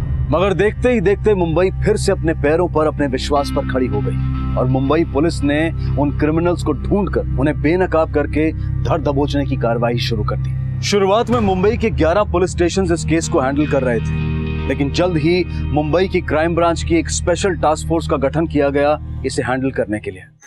बहुत बुरा हुआ सर, बहुत बुरा हुआ। हमको अच्छे से याद है सर, उस दिन हम मुंबई में थे, अपने घर पे सो रहे थे। हमारी बीवी की सहेली ने आके बताया कि ये सब हो गया। बहुत खराब लगा, बिल्कुल नहीं होना चाहिए था ऐसा। पर साहब, आपके पास जो इन्फॉर्मेशन है वो गलत है। इन धमाकों में हमारा कोई हाथ नहीं था सर। हमको बिल्कुल नहीं पता था कि ऐसा सब होने वाला है। तू अनजान नहीं था, इंतजार में था धमाकों की आवाज सुनने की, चीख पुकार सुनने की, इस शहर को मजबूर होता देखने की। तुझे दूसरों को दर्द में देखकर बहुत मजा आता है ना, बट यू कांट फूल अस। हमारी तहकीकात चट्टान की तरह मजबूत है। तेरे साथ साथ 189 लोगों के खिलाफ सबूत है हमारे पास, और उन 44 लोगों के खिलाफ भी जो गीदड़ की तरह शहर छोड़कर भाग गए थे।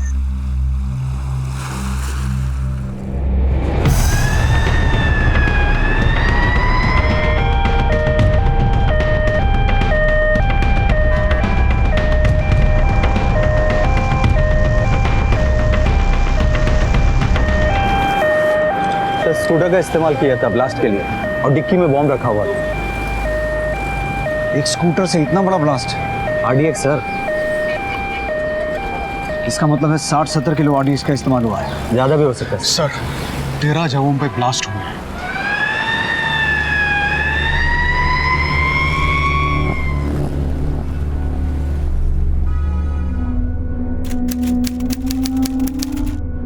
अरे सरला, ये स्कूटर किसका है? तुम्हारे यहाँ कोई आया है क्या? नहीं मालूम नहीं। अरे आपके यहाँ कोई आया है क्या? आपको पता है स्कूटर किसका है? अरे स्कूटर कौन यहाँ पार्क करके चला गया?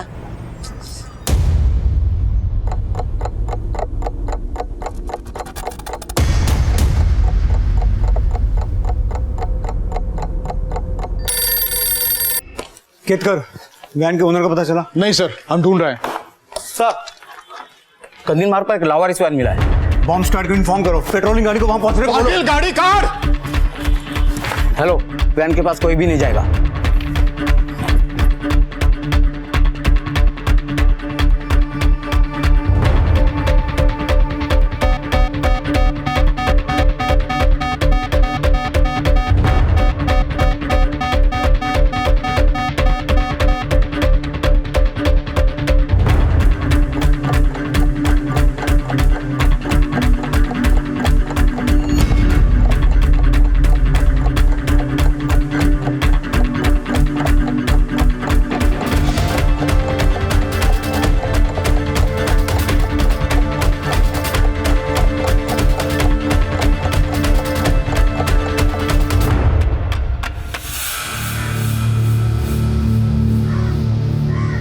सर, RDX डेटोनेटर से कनेक्ट किया गया था।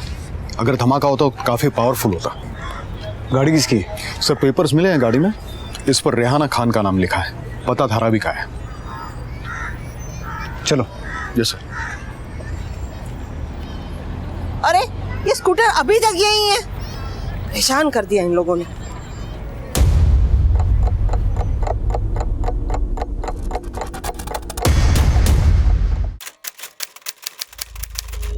ये जो रेहाना खान का घर है, ये कहाँ है? ये लोग तो कल रात गांव चले गए। क्यों, क्या हुआ सर? इनके गांव का पता है आपके पास? सब पता तो नहीं मालूम, क्योंकि उनका गांव तो बाहर है ना, मतलब देश के बाहर, तो हमें पता नहीं मालूम। सर, ये टाइगर का घर है जो चांदी की तस्करी करता है।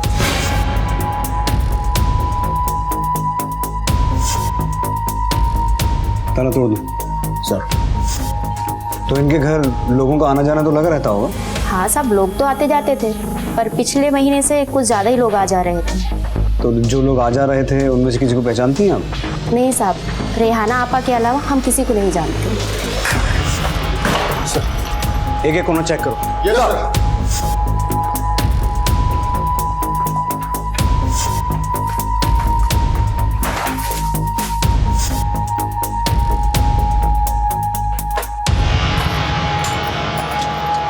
सर, ये चाबी मिली। चेक करो। सर,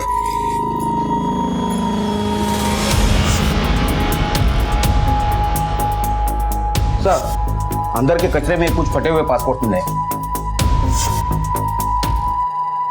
सर, इस डायरी में। केतकर। Yes sir. इसमें मौजूद सभी नंबर पे फोन कर। Yes sir.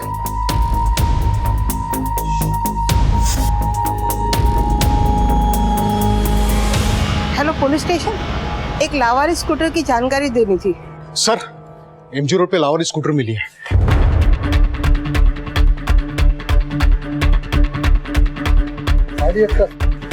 केतकर।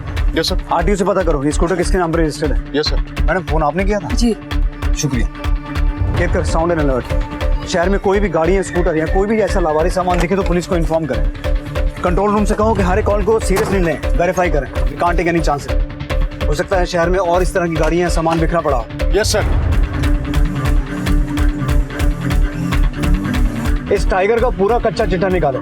उसका देश छोड़ के भागना, जिसके बारे में उसकी फैमिली ने किसको बताया नहीं, और उसके घर इतने सारे लोगों का आना जाना, ये सब इस तरफ इशारा करता है कि इन बॉम्ब ब्लास्ट में उसका बहुत बड़ा हाथ है। सर टाइगर का एक अकाउंटेंट है जिसका फोन नंबर हमें फोन बुक में मिला है। पता चला है वो टाइगर का खास आदमी है एंड आई एम श्योर उसे टाइगर के बारे में काफी कुछ पता होगा। उठा लो उसे। Yes sir.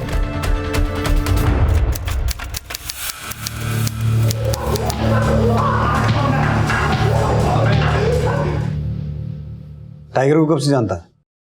कई सालों से सर। उनका सारा अकाउंट मैं ही हैंडल करता था।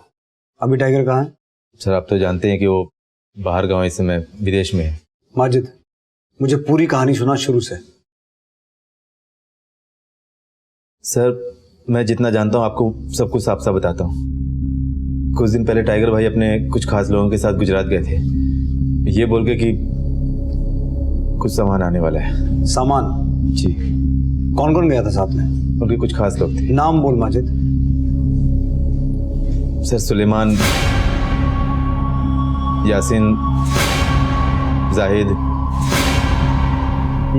और फिर उसके बाद टाइगर भाई ने कुछ और लोगों को अपने घर बुलाया था। और वो सामान कहाँ रखा था? यासीन के गैराज में। टाइगर के घर कौन कौन गया था? सर उनको तो मैं नहीं जानता, लेकिन उनके रहने का इंतजाम मैंने किया था। कहाँ? Hotel new era, blue moon hotel और होटल साकेत इंटरनेशनल में। ब्लास्ट के दिन सामान किस किस ने पहुंचाया था? बताता हूँ सर। बहुत बड़ी गलती कर दी साहब, बहुत बड़ी गलती कर दी। माफ कर दो साहब, मुझे मर जाने दो साहब, मुझे मत बचाओ मर जाने दो साहब। Yes sir. बचाओ सामान कहाँ है? सब बताएंगे। अगर मुंह ना खोले इनके साथ क्या करना तुम्हें पता है? Yes sir. अब शहर में एक भी और धमाका सुनाई नहीं देना चाहिए। मोरे खुर्चियान स्टेटमेंट के।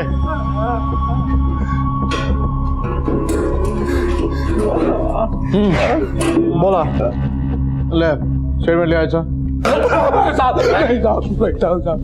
बोलता हूँ साहब, अपने ही गैरेज में सामान रखा है था साहब। किसने? सुलेमान भाई ने। सब बताता हूँ मैं बताता हूँ साहब, मैं उसके साथ गाड़ी में गया था, सुलेमान के साथ में बोरीवली में डिलीवर किया था शाहनवाज गैरेज में। तू क्या जानता है? साहब अपने उसे इतना बोला था दादर में गाड़ी पहुंचाने का, अपने वैसा ही किया साहब। मैंने वहां किसी को नहीं देखा सिवाय सुलेमान भाई के। भाई मत बोल साले को, कहाँ रखा सामान उसने? हमने फिल्म स्टार के घर पे सामान छोड़ा था साहब।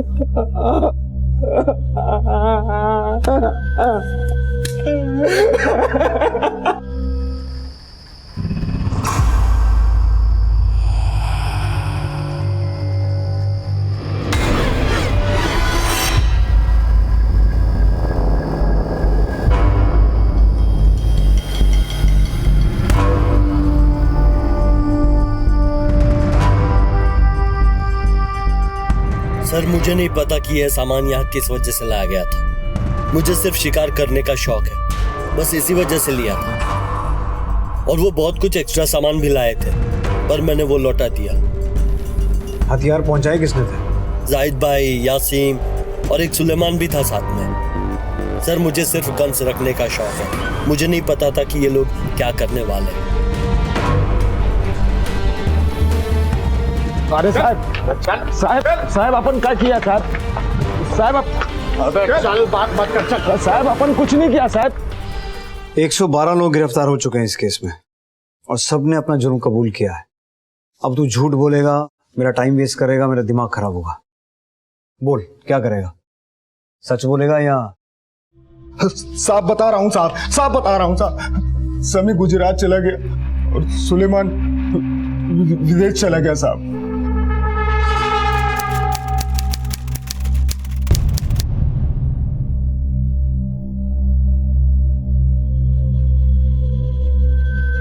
भाई इधर बहुत खतरा बढ़ गया है। सुना है बंबई में सब लोग पकड़े गए और सबने सब कुछ बता दिया। किसी के कुछ बताने से कोई फर्क नहीं पड़ता,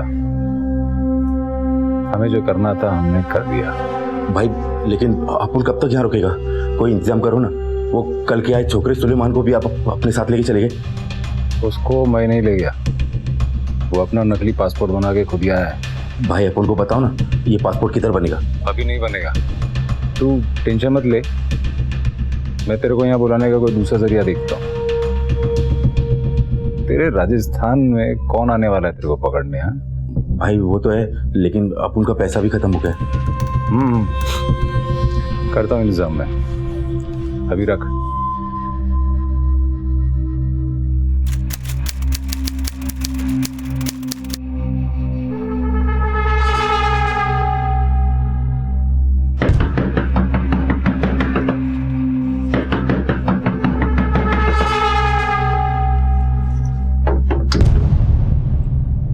दरवाजा खोल। हाँ साहब, खोलता हूँ साहब।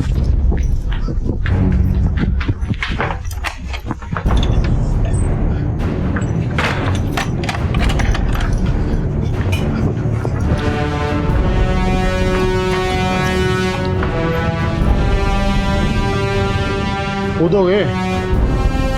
आ जाओ।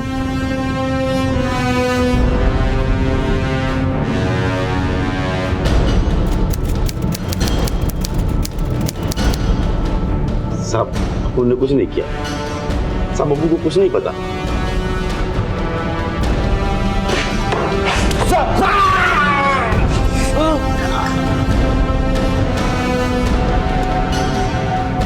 अब ये हाथ तो इसका बेकार हो गया ना? अब बोलेगा या सब लोग भाग गए साहब, हम लोग को इधर छोड़ के सब लोग भाग गए। टाइगर भाई, सुलेमान भाई, सब लोग। कहाँ भाग गए? दूसरे देश। अब उनका पासपोर्ट भी ले गए, सब भाग गए साले। इस केस को हल करने में मुंबई पुलिस की जितनी तारीफ की जाए कम है। उन्होंने महज 48 घंटों के क्रैकडाउन के बाद वो नाम निकालने में कामयाबी हासिल की जो इस बॉम्ब ब्लास्ट का रचयिता था। उस हादसे के 1 महीने के अंदर पुलिस ने कई सस्पेक्ट्स को धर दबोचा और कई भागने में कामयाब भी हो गए। ब्लास्ट के 1 हफ्ते के अंदर 50 से भी ज्यादा रेड्स हुई, 179 के खिलाफ केस रजिस्टर हुए, जिसमें से 44 देश के बाहर भाग चुके थे।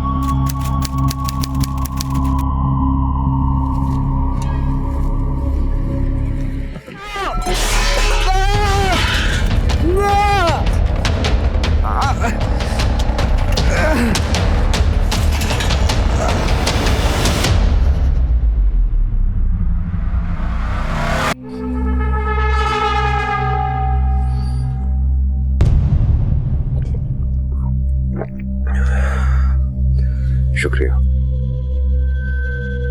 तू है तो एक क्रिमिनल, फिर भी हम इस चीज का पूरा ख्याल रखेंगे कि तेरा इलाज अच्छे से हो। जब भी कोई आदमी क्राइम की दुनिया में एंटर करता है ना, तो उसके नाम की गोली कहीं ना कहीं तैयार हो जाती है। पर तू चिंता मत कर, तुझे इतनी आसानी से मरने नहीं देंगे हम। तुझे अपने किए अपराधों का हिसाब भी तो चुकाना है।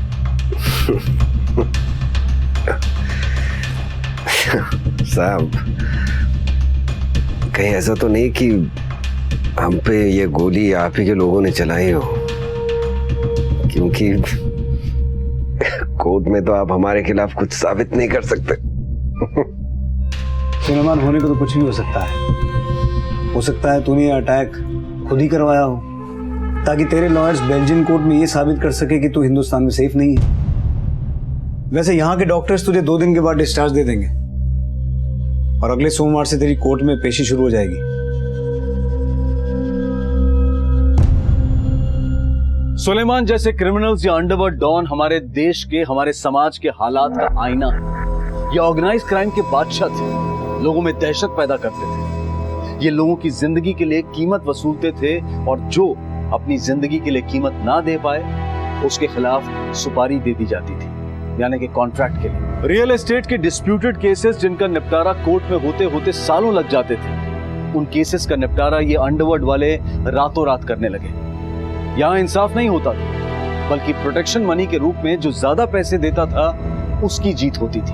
अंडरवर्ल्ड रियल एस्टेट वालों से, बिजनेसमैन से, ड्रग स्मगलर से, बार ओनर से और ऐसे तमाम लोगों से जो थोड़ा सा भी गैर कानूनी काम करते थे वसूली किया करते थे। और प्रोटेक्शन मनी के नाम पर आए हुए इस पैसे से इनके माल असाब और हथियारों की गिनती बढ़ती जा रही थी और अपने आप में बनती इस इंडस्ट्री में बहाली होती थी इस समाज के बेरोजगार, निराश और दिशाहीन युवकों की।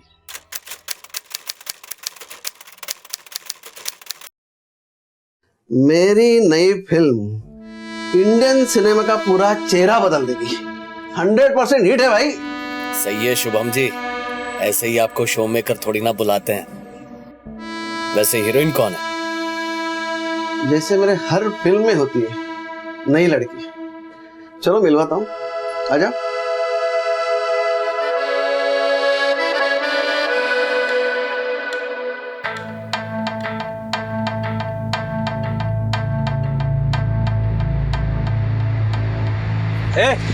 भाई का फोन क्यों उठा रहा है तू? ज्यादा शाना समझ रहे अपने आपको? क्या बदतमीजी है ये? तो चुप बैठ, देख अभी भाई का फोन आएगा, उठा लेने का। समझ गया या समझाऊं?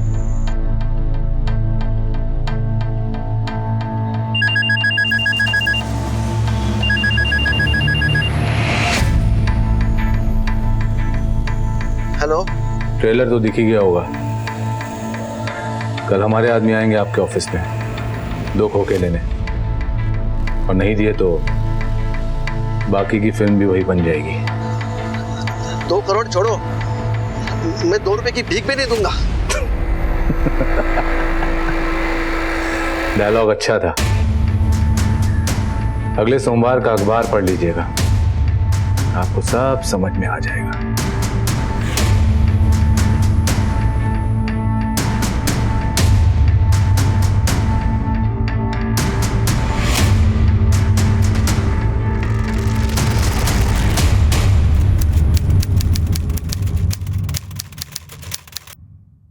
अरे भाई चिंता मत करो, पैसों का इंतजाम हो गया है। इस बार हम 10 करोड़ की फिल्म बनाएंगे और देखना फिल्म सुपर डुपर हिट हो जाएगी, है ना? मुगल क्या?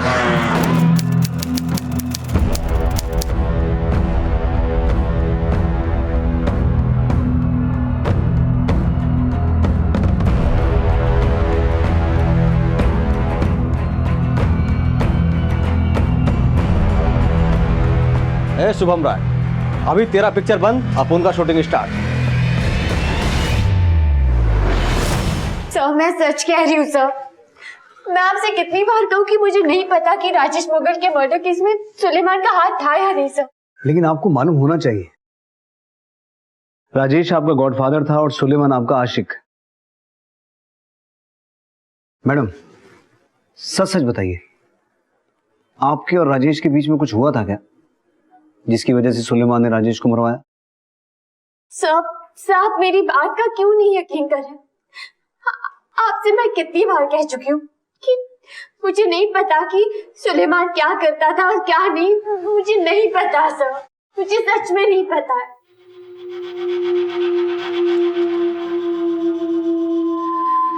एक चाय और पिला।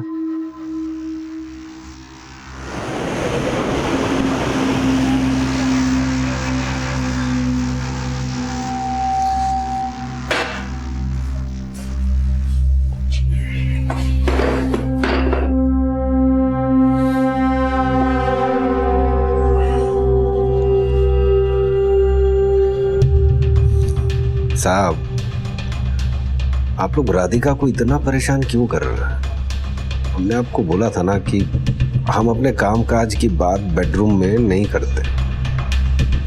आप क्या अपने कामकाज की बात अपनी पत्नी को बताते हो? मतलब तू मानता है कि राजेश मुगल का मर्डर तूने करवाया? किसी बात को किसी बात से जोड़ना आप अच्छी तरह से जानते हो। मुझे ऐसा लगता है कि तूने राजेश मुगल को इसलिए मरवाया क्योंकि उसकी नजदीकी राधिका से कुछ बढ़ रही थी, या फिर शायद इसलिए क्योंकि उसने तेरी ऑपोजिट पार्टी से फाइनेंस लिया था, तुझसे नहीं। ऐसे ही था क्या? या फिर हम आपको ये बात बताएं कि उसकी सुपारी किसी बड़ी एक्ट्रेस ने दी थी, या आपको ये बताएं कि उसकी शक्ल हमको पसंद नहीं थी, या आपको फिर ये बताएं कि उसकी पिक्चरें हमको पसंद नहीं आती थी। क्या फर्क पड़ता है साहब? उसका पैकअप हो गया था, उसको जाना था, वो चला गया, वजह ढूंढने से क्या फायदा? तुझे ये सब मजाक लग रहा? राजेश का खून, शुभम पे हमला, राजेंद्र कुमार का मर्डर, पूरी फिल्म इंडस्ट्री दहशत में आ गई थी। प्रोड्यूसर्स तुम्हारे डर से तुम्हें प्रोटेक्शन मनी देने लगे थे, और वही पैसा तुम फिल्मों के थ्रू ब्लैक से व्हाइट बना रहे थे। हमारी तहकीकात के हिसाब से तेरे पास करोड़ों की संपत्ति है Suleman, and that is blood money. लोगों का खून बहा के बनाया हुआ पैसा। आराम से साहब, आराम से। इतना गुस्सा करोगे तो आपका बीपी बढ़ जाएगा, और खुदा ना खास्ता आपको कुछ हो गया तो आपके डिपार्टमेंट वाले उसका इल्जाम भी हम पर थोप देंगे। 1995 से लेकर 1997 तक का समय ऐसा था जब अंडरवर्ल्ड का खौफ अपनी चरम सीमा पर था। अंडरवर्ल्ड के कुख्यात डॉन दूसरे देशों में बैठकर रिमोट कंट्रोल से मुंबई में जिंदगी और मौत का फैसला सुना रहे थे। प्रोटेक्शन मनी के नाम पर करोड़ों रुपए एक्सटॉर्ट हो रहे थे, और जो मना करता था उसे उनके शार्प शूटर्स या तो जान से मार देते थे या फिर डराने के लिए जानलेवा हमला करते थे। धीरे धीरे मुंबई पुलिस पर से लोगों का विश्वास उठने लगा। ऐसे में मुंबई पुलिस ने कमर कस ली कि वो इस दहशत को जड़ से मिटा देंगे। अंडरवर्ल्ड पर दो तरफा हमला किया गया। एक तरफ इंडियन गवर्नमेंट ने विदेशी गवर्नमेंट्स के साथ एक्स्ट्राडिशन ट्रीटी साइन करने की मुहिम चलाई, और दूसरी तरफ पुलिस ने कई टीम्स बनाई। जिन शूटर्स ने सरेंडर नहीं किया उनका एनकाउंटर करना पड़ा। अंडरवर्ल्ड की दुनिया के खिलाफ किसी भी पुलिस फोर्स की ये सबसे बड़ी कार्रवाई थी। काफी समय के बाद मुंबई पुलिस ने चैन की सांस ली। खून खराबा रुक गया, एक्सटॉर्शन कॉल्स आने बंद हो गए। ऐसा लगने लगा कि अंडरवर्ल्ड का खौफ अब खत्म हो चुका है। मगर तब सुलेमान ने एक नया तरीका निकाला अंडरवर्ल्ड को जिंदा रखने का और अपना खौफ और दबदबा बरकरार रखने का।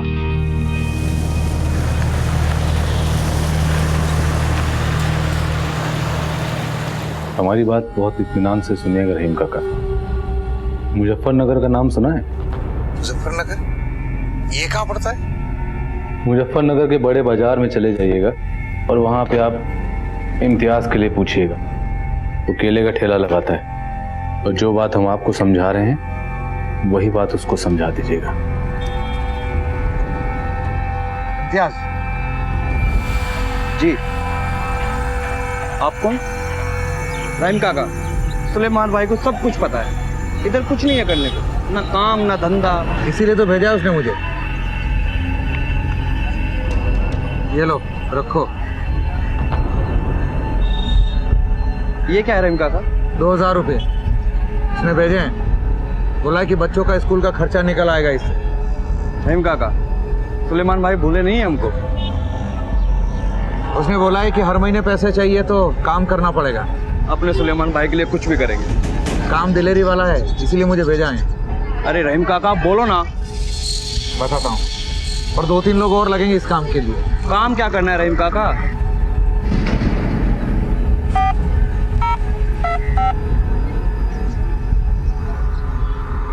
सुलेमान भाई, लो इम्तियाज से बात करो। बात करो, लगाओ कान पे लगाओ। कैसे हो भाई? रहीम काका, आवाज एकदम साफ सुनाई दे रही है। पैसे भेजे थे आपने? मुंबई घूमोगे? जी भाई। रहीम आपका सब इंतजाम कर देंगे। वहां जाके आपको ऐसा ही फोन मिलेगा जिस पर हम बात करेंगे। किसका गेम बजाना बताएंगे। गेम बजाना मतलब? मुंबई के बताए हुए पते पे चले जाना और अम्मा के लिए पूछना। ना अपना नाम बताइएगा ना उसका पूछिएगा। कोई सवाल जवाब नहीं।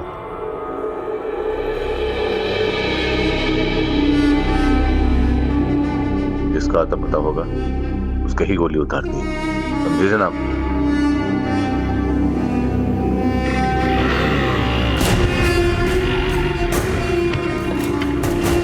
बंदूक अम्मा जी के पास देते ना रखने के लिए।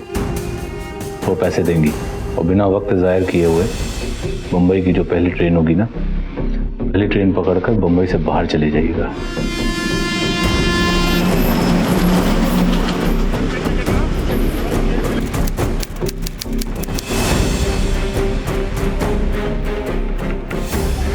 ये बम्बई में अम्मा जी का एड्रेस है। जैसा कहा वैसा करना, और काम खत्म होते ही बम्बई से पहले ट्रेन पकड़ना और बाहर निकल जाना।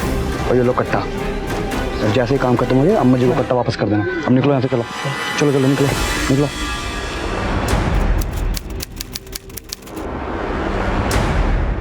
पिक्चर तो सुपरहिट है सर। मुझे भी कॉल आया था पंजाब के डिस्ट्रीब्यूटर का, हिट है हिट। ये देखिए सर, रिपोर्ट देखिए।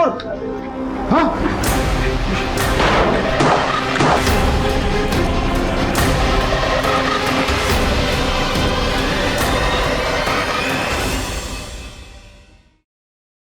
तेरा प्लान था तो सॉलिड सुलेमान। महीनों लग गए तेरा मोडस ऑपरेंडी समझने में। तेरी एक टीम मुंबई से ऑपरेट करती थी जिनका काम था विदेशों में रजिस्टर्ड मोबाइल नंबर से एक्सटॉर्शन कॉल्स करना। पैसे मिल गए तो ठीक, वरना तेरा फोन जाता था मुजफ्फरनगर, जहां तेरे लोकल कॉन्टैक्ट शूटर्स हायर करते थे। और ये वो बेरोजगार नौजवान थे जिन्हें पैसों की सख्त जरूरत थी, जिन्होंने कभी जिंदगी में 5,000 रुपए एक साथ नहीं लिए। उनके लिए 10-20 हजार तो बहुत बड़ी बात थी। हालांकि उनका निशाना तेरे शार्प शूटर जैसा पक्का नहीं था, पर गोली लग गई तो ठीक, वरना डर तो फैल ही जाता था। और इन लड़कों का मुंबई में सिंगल कांटेक्ट पॉइंट था अम्मा जैसी औरतें, जो पुलिस के राडार से कोसों दूर थी।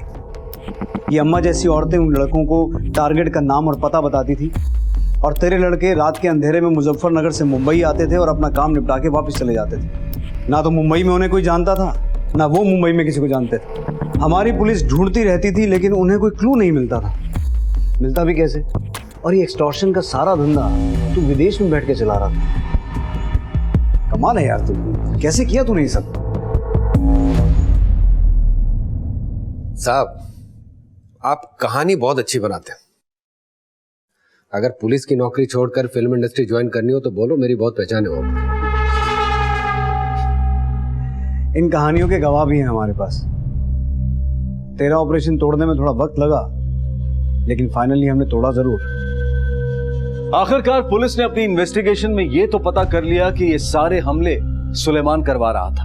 दिन रात की तहकीकात के बाद आखिरकार पुलिस ने इस ब्लास्ट से जुड़े सभी एंटी सोशल एलिमेंट्स का पर्दाफाश कर दिया। सुलेमान जैसे क्रिमिनल्स या अंडरवर्ल्ड डॉन हमारे देश के हालात का दर्पण है।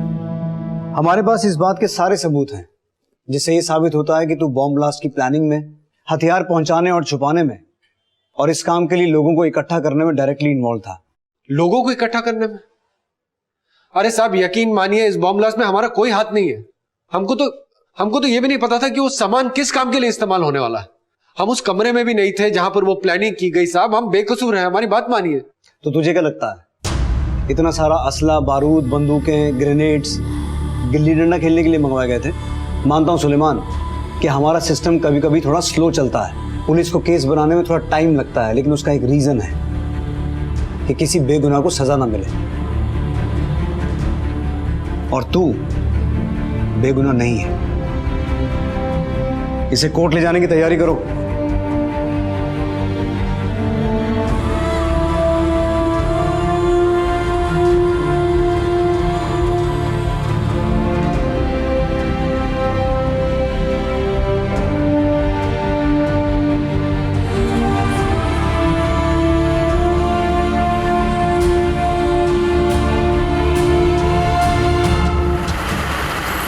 मुलजिम सुलेमान वल्द अमानतुल्लाह को ये अदालत मुंबई शहर में हुए बम धमाकों की साजिश रचने और दीगर वारदातों को अंजाम देने में कसूरवार पाती है और उसे उम्र कैद की सजा सुनाती है।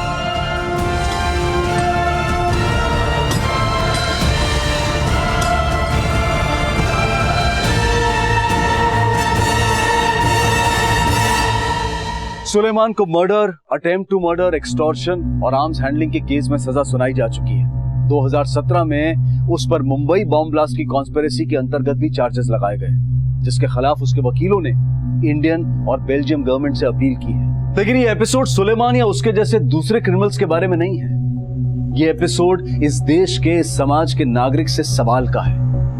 कहीं इन क्रिमिनल्स को बनाने में और इन्हें बढ़ावा देने में हमारा हाथ तो नहीं है? कहीं अपने डर की वजह से या अपने किसी निजी फायदे के लिए हम जाने अनजाने में किसी एंटी सोशल एलिमेंट को बढ़ावा तो नहीं दे रहे हैं? वो पहला झगड़ा, वो पहली जान से मार देने की धमकी एक बड़ा संकेत है भविष्य में होने वाले अपराध का। जब तक हम अपने डर और अपने स्वार्थ पर काबू नहीं रखेंगे, इस देश में सुलेमान जैसे क्रिमिनल्स पैदा होते रहेंगे। पुलिस क्रिमिनल को पकड़ सकती है, उस पर केस चला सकती है, लेकिन अगर हम चाहें तो हम लोगों को क्रिमिनल बनने से रोक सकते हैं। याद रखें, मुंबई बॉम्ब ब्लास्ट भले ही कुछ क्रिमिनल्स ने प्लान और एग्जीक्यूट किया था, लेकिन उनके हाथों में ये ताकत, ये शक्ति, ये हमने दी है। अगर वो अपराधी हैं तो कसूरवार हम भी हैं। कानून और न्याय व्यवस्था से ऊपर कोई नहीं है, उन्हें अपना काम करने दें। हमारा समाज, हमारा देश कैसा हो, इसकी जिम्मेदारी सिर्फ सरकार, पुलिस और जुडिशरी की नहीं है, बल्कि हमारी भी है। जिम्मेदार बने और असामाजिक तत्वों से ना तो हाथ मिलाएं और ना ही उनके आगे अपना सर झुकाएं। इसी विचार के साथ अब मैं अनूप सोनी आपसे विदा लेता हूं। फिर मुलाकात होगी अगले एपिसोड में एक और चौंका देने वाले केस के साथ।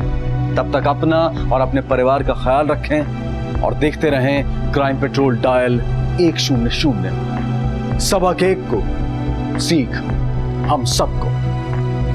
जय। इस तरह के और भी एपिसोड देखने के लिए हमारे चैनल को सब्सक्राइब करें और बेल आइकन दबाना ना भूलें।